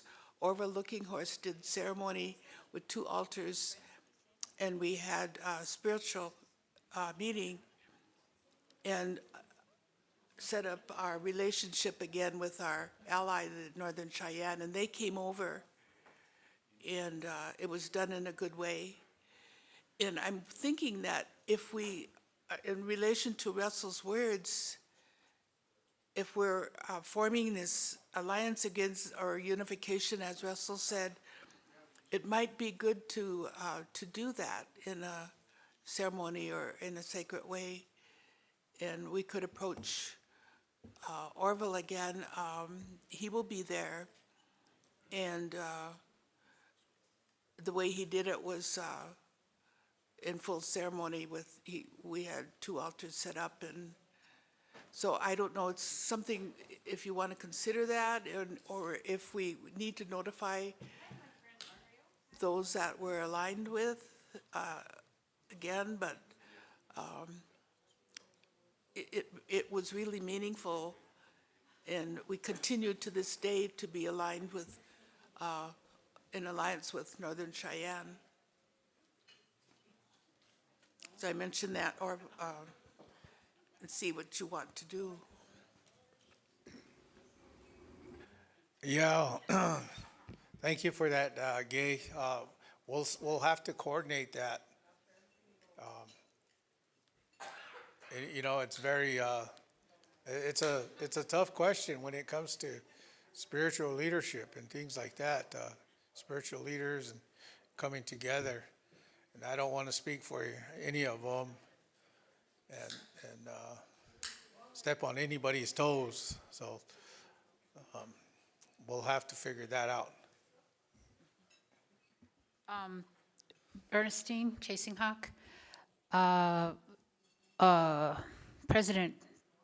former President Harold Salway, when he was speaking, spoke about doing a declaration of this event, and I mentioned it earlier, but I guess I just feel that it's really something that's really important, and I don't know who's working on that or who's, but that there definitely needs to be some kind of declaration about this event. Yeah, that was discussed on signing maybe a kind of like a unity treaty agreement or something to unite the tribes over there. We did discuss those things, maybe have a signing ceremony or whatever, whatever's suggested. But I think that needs to come from, I guess, our spiritual leaders, our headsmen and achas and things like that. I know I'm the president of the Oglala Sioux tribe, but I also respect that side of that side, our traditional leadership. So we'll have to discuss those things. Mainly, my role in this year, I'm just helping organizing this thing and making those decisions that need to be in order for this to happen. But I would like some input from our traditional folks too, our people, our spiritual leaders, or not only our spiritual leaders, our traditional leaders. So that will definitely, and it's tough. It's tough to speak on behalf of that as a tribe, because I try not to go that route and as far as speaking for the tribe as a whole, because I also want to respect the traditional side of it. So those discussions need to happen. That's why we went to Rosebud to see if we can get some advice, maybe, and some ideas on how to go about this when this goes down, because I do believe it's important that they're there also, that all leadership should be there. Let's see. And you did bring up a good point, Russell. Those things do need to happen, and I'm going to be, me personally, I'm going to be looking forward to see and follow the guidance of what they have to say, what they have to offer to this event, which is great because I think it needs to happen. With that, I'm going to turn the mic over to Cordelia here just to give you a little rundown on what all she has gathered as far as information, rundown, last minute, basically just on the input that was given to her all the way up until now, so we can get that out if need be. Cordelia? And Cordelia's the coordinator for special events coordinator for my office, and she's been coordinating this on the Oglala Sioux tribe side, and she's been working with all of the committees within the tribe, each tribal nation, and the point of contact. So.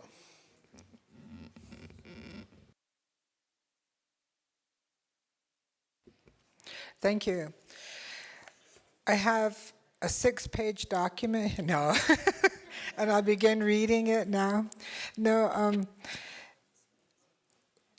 when I was first asked to come on in December, we had that first meeting here and there were 90 people, and I was given a list of 18 committees. You know, there were all these different things, and I was saying, have points of contact been established? And at that point they hadn't. But it's been a process, and slowly things are coalescing and they're coming together. And whenever, to me, this is a very sacred undertaking. So whenever I do anything, I pray and I ask for guidance and I ask for help. And I'm a firm believer that things happen when they need to happen. And I don't think we could have gotten to this point without the slow building that we've had throughout these different meetings, because every meeting we've come up with more ideas, better solutions, and more ways to coordinate our efforts.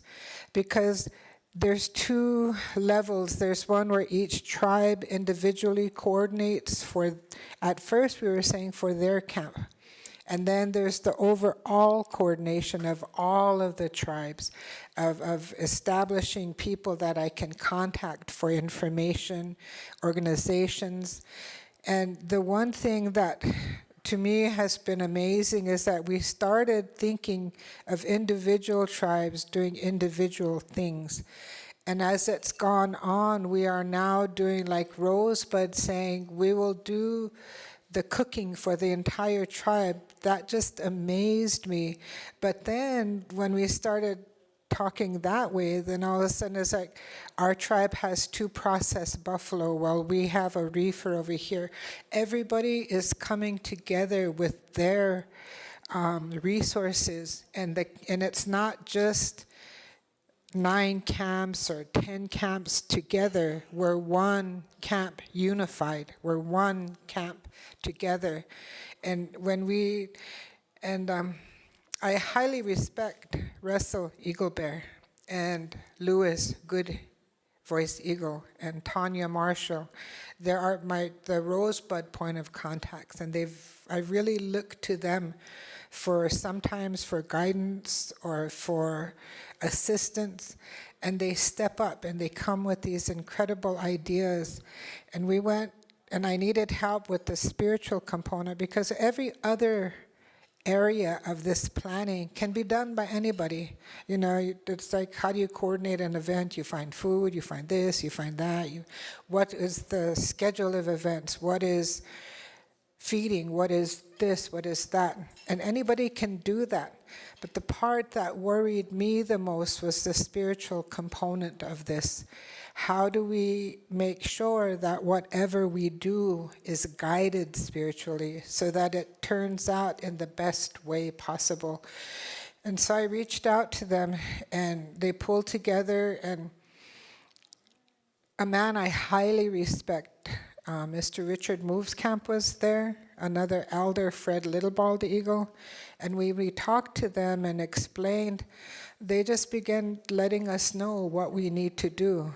And I also consult or talk with Mr. Rick Two Dogs, and he gives me guidance. So pulling this together has almost become something sacred. It's nothing just for this earth, it's for us, for our spirit. And that's what came out with the Rosebud meeting. They said, you go in, you pray, we're one mind, one heart. And it's becoming that way, we all. There are events happening, you know, on an individual basis, but for this camp. So trying to use these committees, some were very active and very, you know, forward-thinking, and some weren't. And I was having a really hard time with this one. And today, Mr. Emmanuel Black Bear, yesterday, showed up, and when I was telling him what I needed, he said, I can just do that. This is what I do. When I need help, it shows up. When I wonder something, I get the answer, and it's because it's prayer. And I think this whole effort has been led by prayer. It will continue that way. And so when we talk about things, like I had different areas. I have lodging. I had spiritual consideration. I had the horse riders. I had, like the events. And I was trying to like fit in things like that and say, okay, this is how we're going to do it. When it isn't, it's like, I have met so many, such a high caliber of people that have helped in all these areas. And when I ask for information, it comes. And people, and I'd really like to thank Mr. Eugene Little Coyote, because for that area, there's a lot of things I don't know. I even ask him things like, if we're going to go after TP poles, what do we need? And he comes with this incredible list. So I go to our tarot director and say, can you provide that? And he'll say, yeah, we can do that. So it's like that. So things come when they do, as they're supposed to.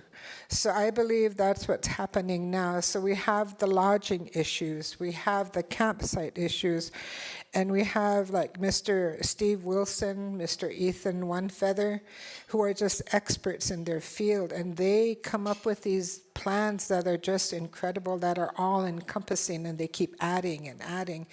And then we need a horse rider information, and they came together, and now there's like these meetings that will happen, and we're going to know things are coming together. And like they were saying, we're concerned about the motorcycles, that they might spook the horses. So we called the motorcycle organizers. They said, no, we're going to be there at 2, so that we don't do that. So people are thinking about each other, and these meetings have pulled this information together. What we have today can now be pulled in, and it can be brought together, and we can then begin developing a specific schedule with people in charge. Prior to this, that information was there, but kind of nebulous. We didn't have exact information. We didn't have exact people, but now we do. So after this meeting, I'll pull together a day-by-day listing of events, but also overall concerns, and to ensure that spiritually we take care of what needs to be taken care of. And I really, when I was at the registration desk, I couldn't believe it, because I was so happy to see all the people coming, because I know you now. And especially Mr. Ernie Littlemoth. I really like seeing him, and he'll pull in and it just help, and it's like that with all the other leaders. I've met people, and I now feel comfortable, and when I need information, I get it. When I ask you for anything, you clarify, or you begin to work on it with me. So there are a lot of issues today. I'm not going to go over specific things, because you've heard it in these past days. The next thing I'll do is Steve will give me a written plan for all of the areas that they're going to deal with. We'll ask for one for Ethan. He'll have, and we get like Mrs. Teresa Small. I really appreciate her input, because she'll say, we need information boards. And then somebody will say, yeah, and this is how we can do it, like that. Or we need security at the camp, so where should we hold this? And we'll hold it there and feed them there, And then the horse riders say, well, we'll be doing this together, and we'll keep in touch. We'll work with the Park Service, with the Crow Tribe. So it will come together. This will be an event that will happen once in our lifetime. And my feeling is that it will continue from now on. That is my hope. That is my dream, because for our youth, we need to continue this effort. It's something to be proud of. I've heard so many Akish and Lilis here for different things that we've done, and it's just uplifting. And so think of our youth who then hear this. You know, they need to know that so they can have pride. They can begin striving for that. And this is... I've spoken to so many people, but somebody said, you know, everything we do, there's two paths. We can go in a good way or we can go in a bad way. And I feel like this is one of the most positive paths for going forth. It started out in my mind to plan for an event that would happen this year. As we've come together, as this has grown, now it's like I'm looking at, well, how do we do next year? How can we make sure this continues? You know, and the people are here and we're starting, and I think it can only continue. So I'm not giving this, you know, real dry day one, day two, this is what we're going to do, because that will come. But this is my feeling, this is what I strive for, and I want to thank everybody here, those people who've attended, and those people on Zoom, those people on KOLC, because I get people texting me, what about this, you know, so we answer and we put it out and we get out the information. This is going farther than I ever imagined, so that's my talk. It's not really a report. But I think it's an encouragement for us to go, because by the time we get to the camp, by the time this is finished, I believe that we'll have a clear view for the future, that our youth will benefit, that we know what goes into this. It's just a matter of applying it to future camps. Anyway, that's my talk. If you have any questions, my number's out there. I'm more than willing to help. Thank you.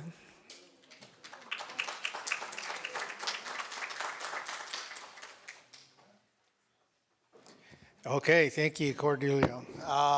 Now we have Cheyenne River.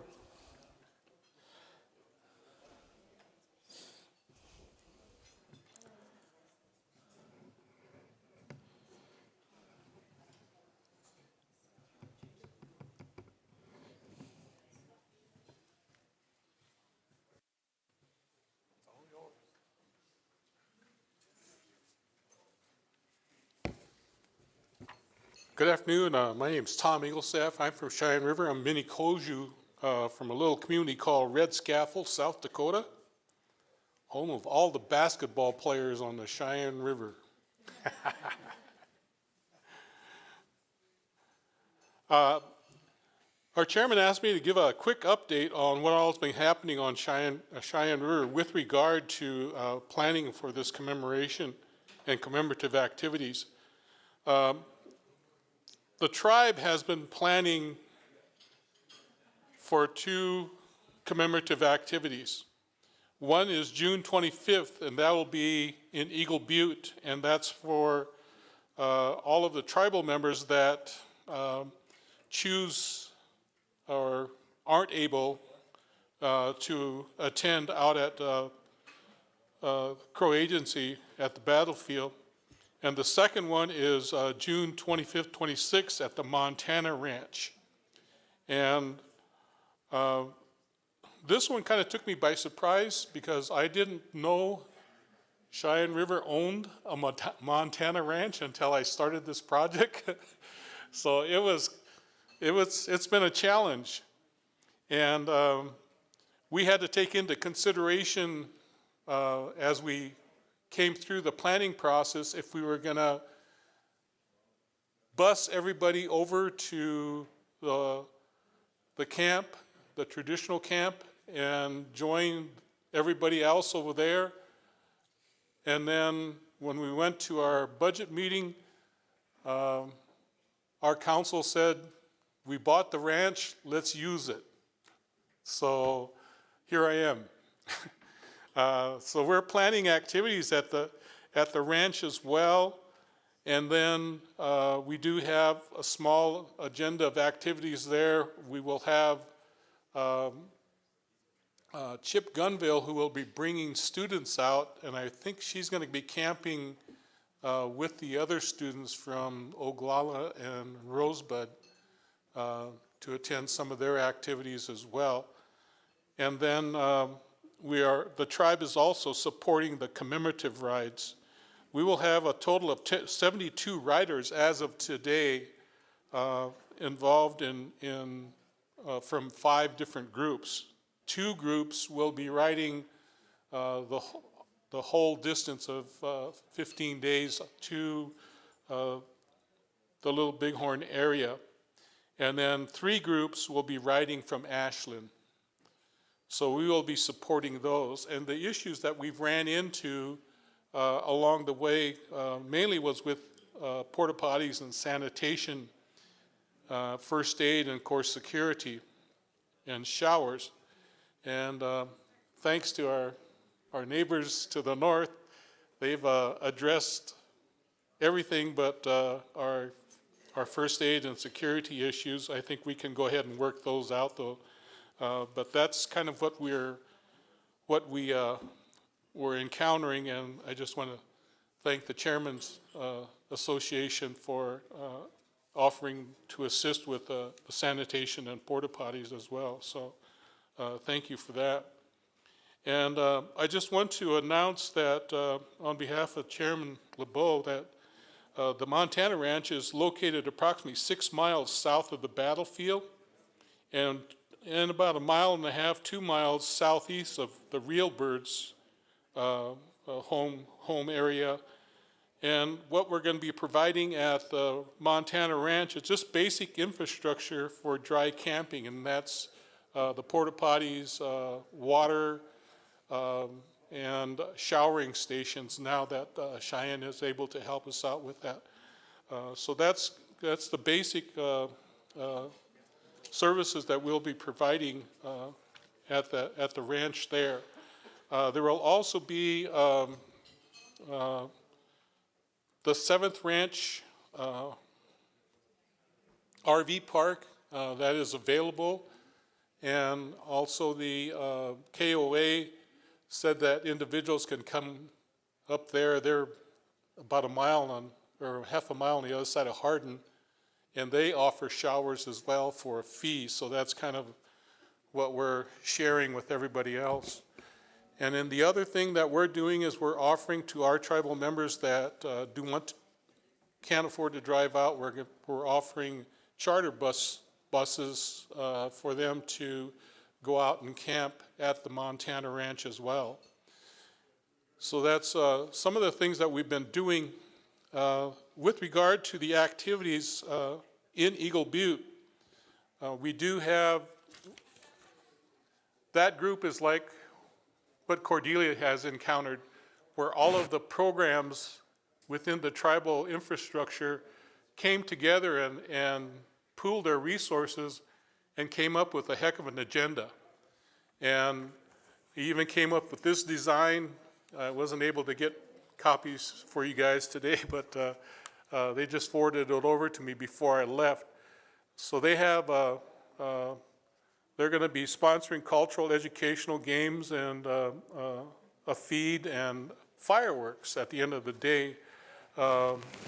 So they've really taken off with their planning activities, and this is their agenda. They're pretty much complete with planning their agenda for the activities there in Eagle Butte for the tribal members that are not traveling to Little Bighorn. So they came together quite well, and we will be having buffalo feeds. They really went traditional. For lunch, they're going to have buffalo hot dogs and buffalo burgers. So that's kind of their plans as well. So some of the activities, of course, includes an opening parade, a walk and run, 3-on-3 basketball, yard games, canvas bag, painting, and then a lot of educational type presentations throughout the day as well. And then they'll have their lunch, and then there's a riding group, the local youth riding group will be providing horseback rides during the course of the afternoon as part of their activities there as well.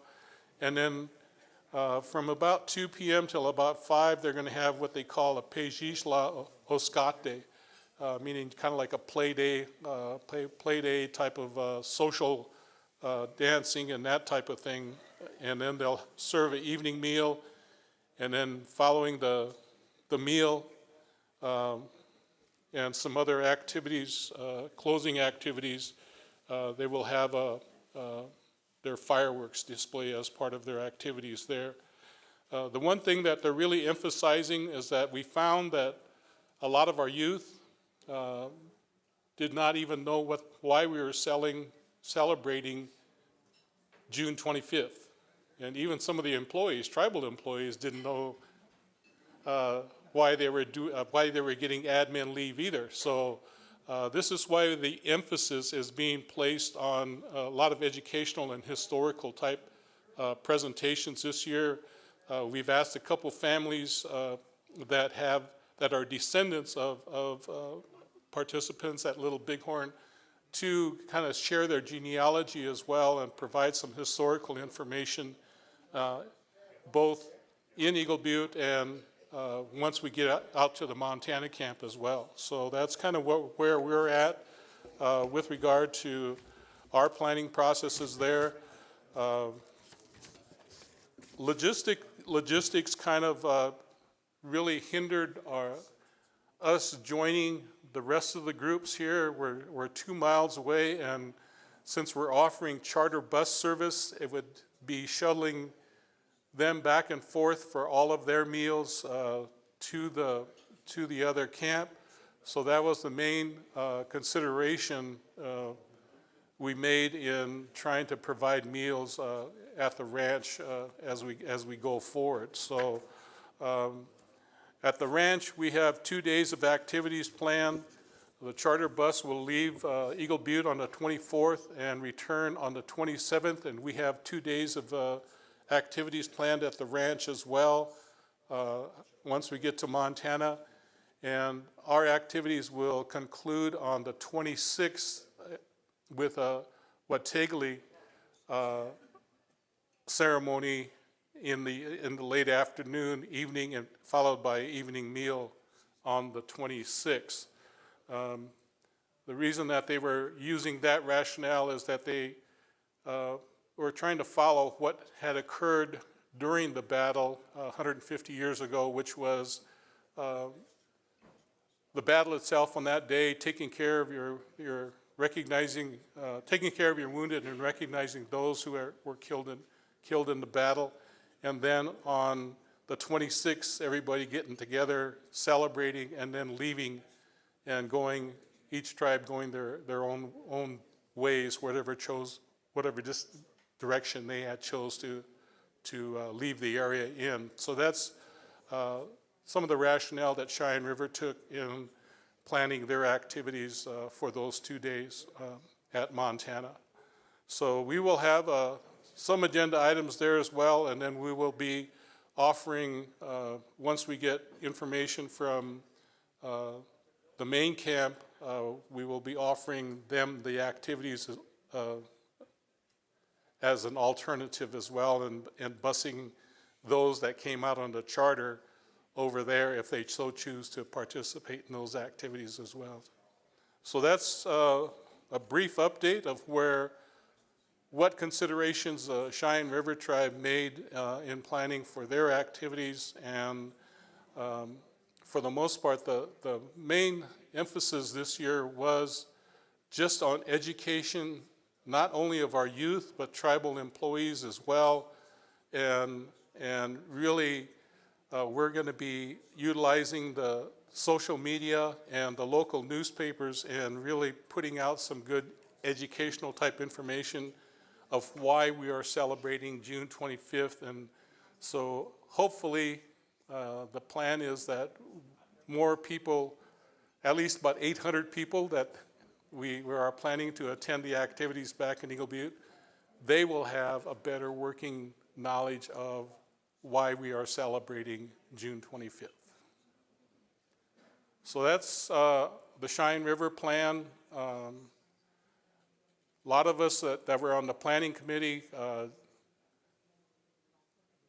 wanted to, I guess, combine and join the forces in the other camp as well, but the logistics of having charter bus and being that far away just kind of hindered our planning in that regard. So we just chose to offer basic services for our tribal members and any other guests that choose to come camp with us as well. The chairman did say that the invitation is open to any and all tribes and any other people that want to come to the ranch and camp. There is plenty of room. There's 200 acres that are available for camping. We have water, and of course the river and creeks that you can jump in if you have to. And he said that he'll offer a 50% discount for non-members, but of course 50% on no charge is a pretty good deal for anybody.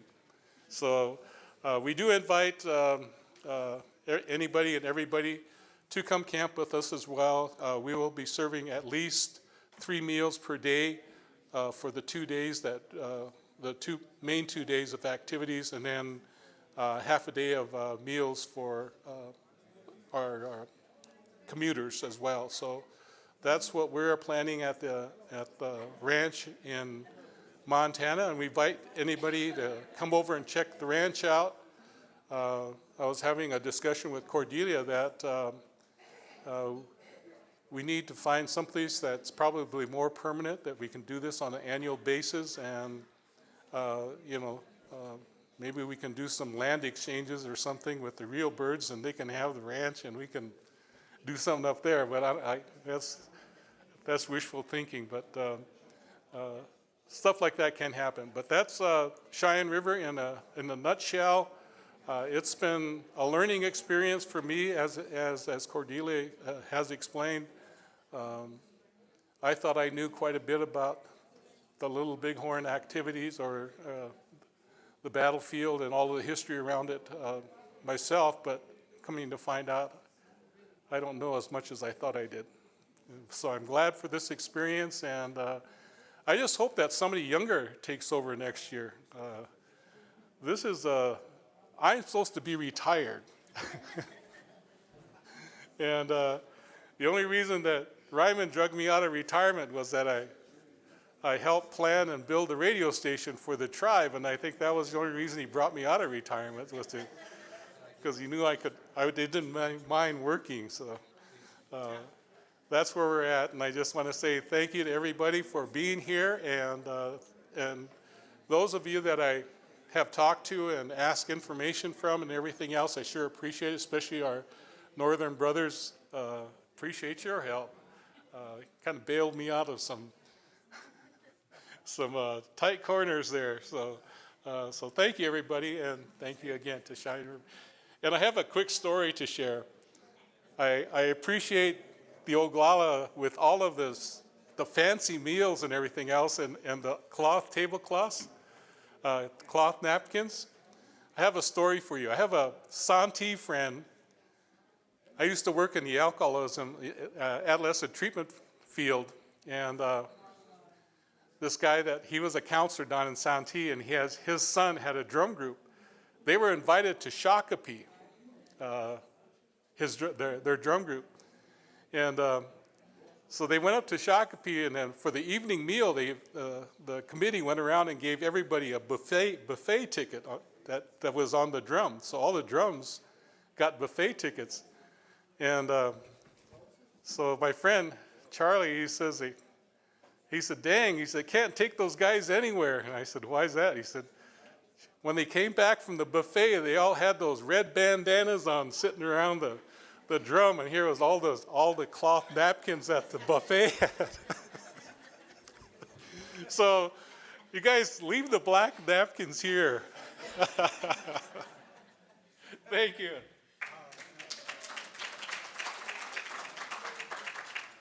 Yes, thank you, Cheyenne River.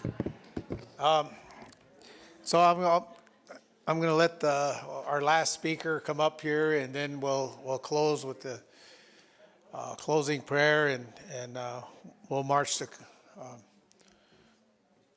staff and flags out. Okay, I'm going to turn it over to Northern Cheyenne Tribe.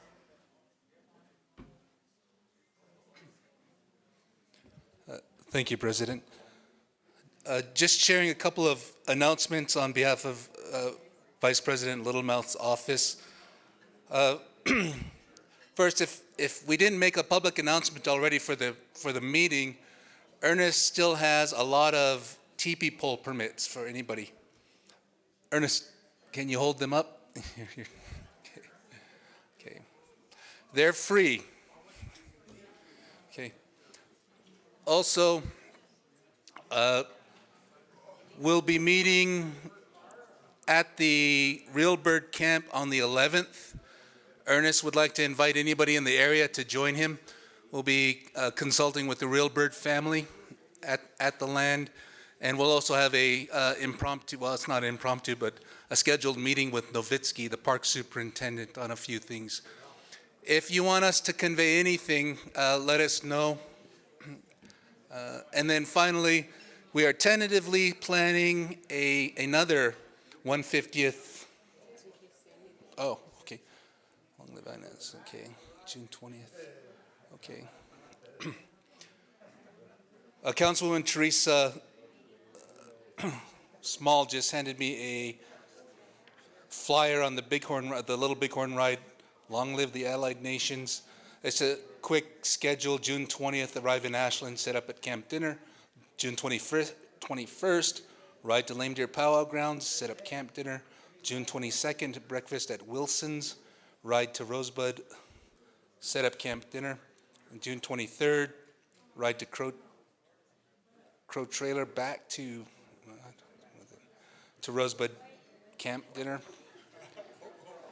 June 24th is Refresh Day, and then June 25th is Victory Day. By the way, you know, I like the last speaker from Cheyenne River Tribe. He had mentioned a lot of youth and even the adults didn't understand the Battle of the Little Bighorn. It's the same for Northern Cheyenne too. So, and when we ask ourselves why we haven't made it important in our own education to our own people, but here's our chance. For instance, a lot of people are familiar with Reno Creek, where the Cheyenne River Sioux Tribe's ranch is. The original name for that was Sundance Creek.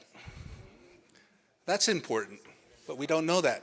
So, but back to that. Okay, the last announcement is June 18th is a tentative planning meeting in Billings at the Billings Urban Indian Health Center, or Health and Wellness Center.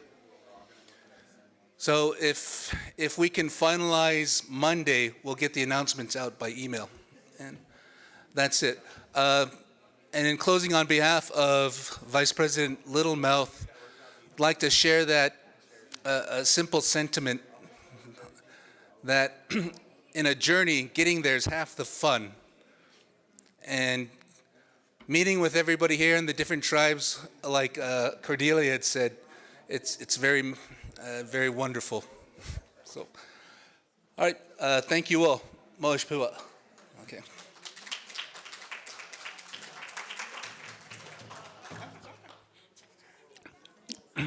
Yeah, President Starr comes out. Yes, go ahead. Want to make one statement here. Yep. I've been working with the Mario, can you state your name? Mario Gonzalez. I've been working with the Standing Rock Elders Council to have a ceremony at the Rosebud Battle State Park in Montana on June 17th. That would be the 150th anniversary of the Battle of the Rosebud. So I think there'll probably be a small ceremony there at the State Park, Rosebud Battlefield State Park. Just wanted to mention that. I think that Standing Rock Elders Council is working with somebody from Northern Cheyenne to perform some ceremonies there on June 17th. Mario, do you know what, do you have a time for that? I don't have the specifics, but I'm assuming that it's going to be in the morning of June 17th at the Rosebud Battlefield State Park, south of Crow Agency, or excuse me, south of the Crow Reservation. Okay. Yeah, that's right around the area of Lame Deer, I believe. So on the 17th, again, on the 17th, the Battle of Rosebud, I think it's a national park, state park, I'm sorry, state park. That event will be going on for those of you that are interested in attending that ceremony. There'll be a group of people down there during that time. Question, go ahead.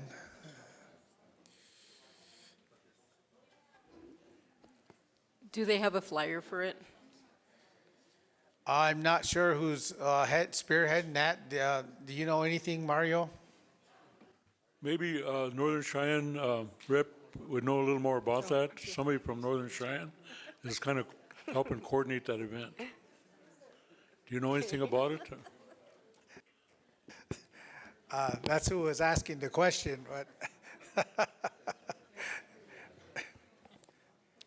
I believe the Northern Cheyenne Culture Commission is a co-sponsor of that, and the contact point would be the chairman, Wallace 𝗟𝗓𝗡. They're also going to do a reenactment.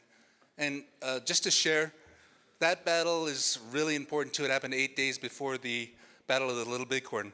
So we turned Crook's forces back. It's kind of like a 1-2. Rosebud, and then a knockout punch, Little Bighorn. But the Cheyenne call that battle the battle where the girl saved her brother. yeah, so if you can attend that one, that'd be great. Come on out and support them. I think we're going to try and be there on the 17th. But if we have a flyer, we'll put it out there. We'll try to get it around, circulate it. Okay, I think did we have a question? Oh, okay. All right. With that, I think we're going to wrap it up here. You know, we had a lot of good discussion. We had a lot of good questions. We had a lot of good answers. Now we're headed in a direction of executing now. I'm not sure if we're having another planning meeting. If we hear anything from the Northern Cheyenne, we'll try to get that out. But I do believe it'll be around the 17th and 18th. Yeah, the 17th and 18th for the next planning meeting. But it's not set in stone, so it might change. But we'll have to wait and see, get verification, some verification from the Northern Cheyenne. So if that happens, we're going to have another planning meeting before this event, and that will be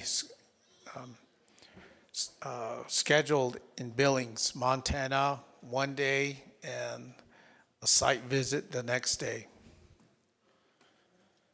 So until then, just keep that on your radar. There may be another planning meeting. We just don't have a confirmed date. So with that, I think we're going to close it up here. Yeah, Mr. Chairman? Yes. I do have a contact from that Northern Cheyenne. I don't know if it's the same one, but it's Otto Brady. And his number is 406-749-4325. And he is helping coordinate that ceremony at the Rosebud, for the Rosebud Battlefield State Park. Okay, thank you.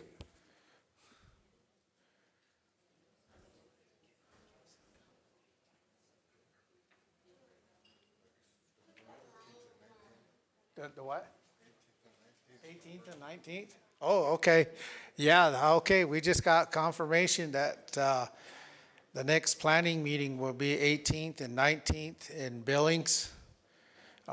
We'll have to narrow down the location and time to be announced. With that, they did confirm it'll be the 18th and 19th in Billings, the next planning meeting, if you can make it. The reason why we're having it that way is not only did Northern Cheyenne request it, but it's a good opportunity to do a site visit on the campsite and go over anything else that needs to be attended to. So, and plus, it'll give us the opportunity to participate in the Rosebud battle ceremony on the 17th. So it's going to be a busy week during that time.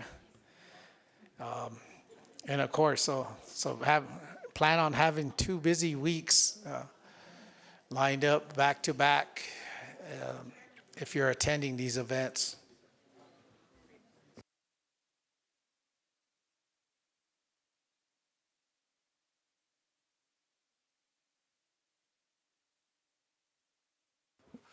Perhaps he said it. Well, I was over here visiting with our chairman, but just wanted to remind also, President Starr comes out the ground blessing on the 17th, the evening of the 17th, with Russell and Richard and others. Everybody's welcome to attend as well. And that's the blessing of the grounds and the river as the Crow have requested. Yes, that's the 17th. We would like to be there when that happens. So the ground blessing on the 17th. So it's going to be busy running back and forth. So 17th at the campsite, ground blessing, and then the ceremony in the Rosebud battlefield. Go ahead, Tina. Okay, so I wanted to bring this up. It's part of the spiritual aspect of all of this. You were talking about the Battle of Rosebud, and of course Greasy Grass, but I really wanted to have something, prayer and acknowledging Sitting Bull's vision at his Sundance at Medicine Deer Rocks. So I was meeting with our Northern Cheyenne relatives here to see if we could get something like that scheduled up there. So maybe on the 23rd or something like that, when we all kind of go up into the area, to have that, to acknowledge that vision and to acknowledge him and acknowledge our Hunkpapa people, just to keep them involved and just acknowledge that historic event. Yes, of course. And I don't know if Standing Rock is still around. Some of their folks, I don't see anybody, but we can probably reach out to them and see if they're also planning something. So, okay. All right, I think that's it for the questions here. Okay, well, with that, I'm going to ask Mr. The Vice President of Northern Cheyenne if he could give us a closing prayer, and then the drum group is going to carry us out to end the meeting.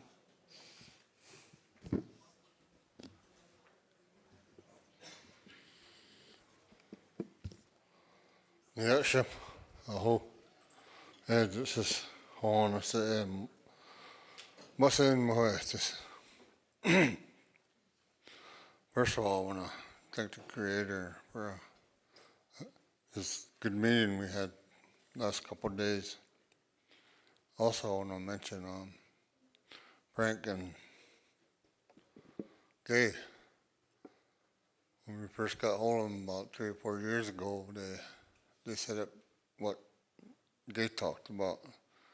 They set up the meeting with Orville and bring the ceremony and bring us back together, Sioux and Cheyenne. It was a historic meeting, ceremony to us. And I just want to mention them and mention Orville too. And for that, I thank you guys. Hasta another song, I'm going to pray in my language. Home, I have this. Professor Manoet, must be the Dexter to this. I'm going to test now the one and it's ever. Hasta.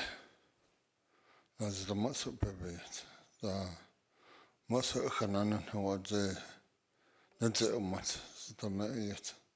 Such a sister and what's a horse have ne shwada, about post and his poemus. Harsh was than his knee, shwada mem to horse. About some hot, the such a vested. And he attempted to horse to Shimon as. Or they not the matter. Has made done to say some heights. Now, the hornish shwada. Very shown at those. And I made that door and dog marks at the mar. Have a gashkin on my shore. Have a hook at no more hosty hurt the most boom with tights at home. Very shown at those and man his short them. And no somewhat stumps and dust in the Cookston. And not the nuns about in the Cookston at home. My very shown at ho. Yes, sir.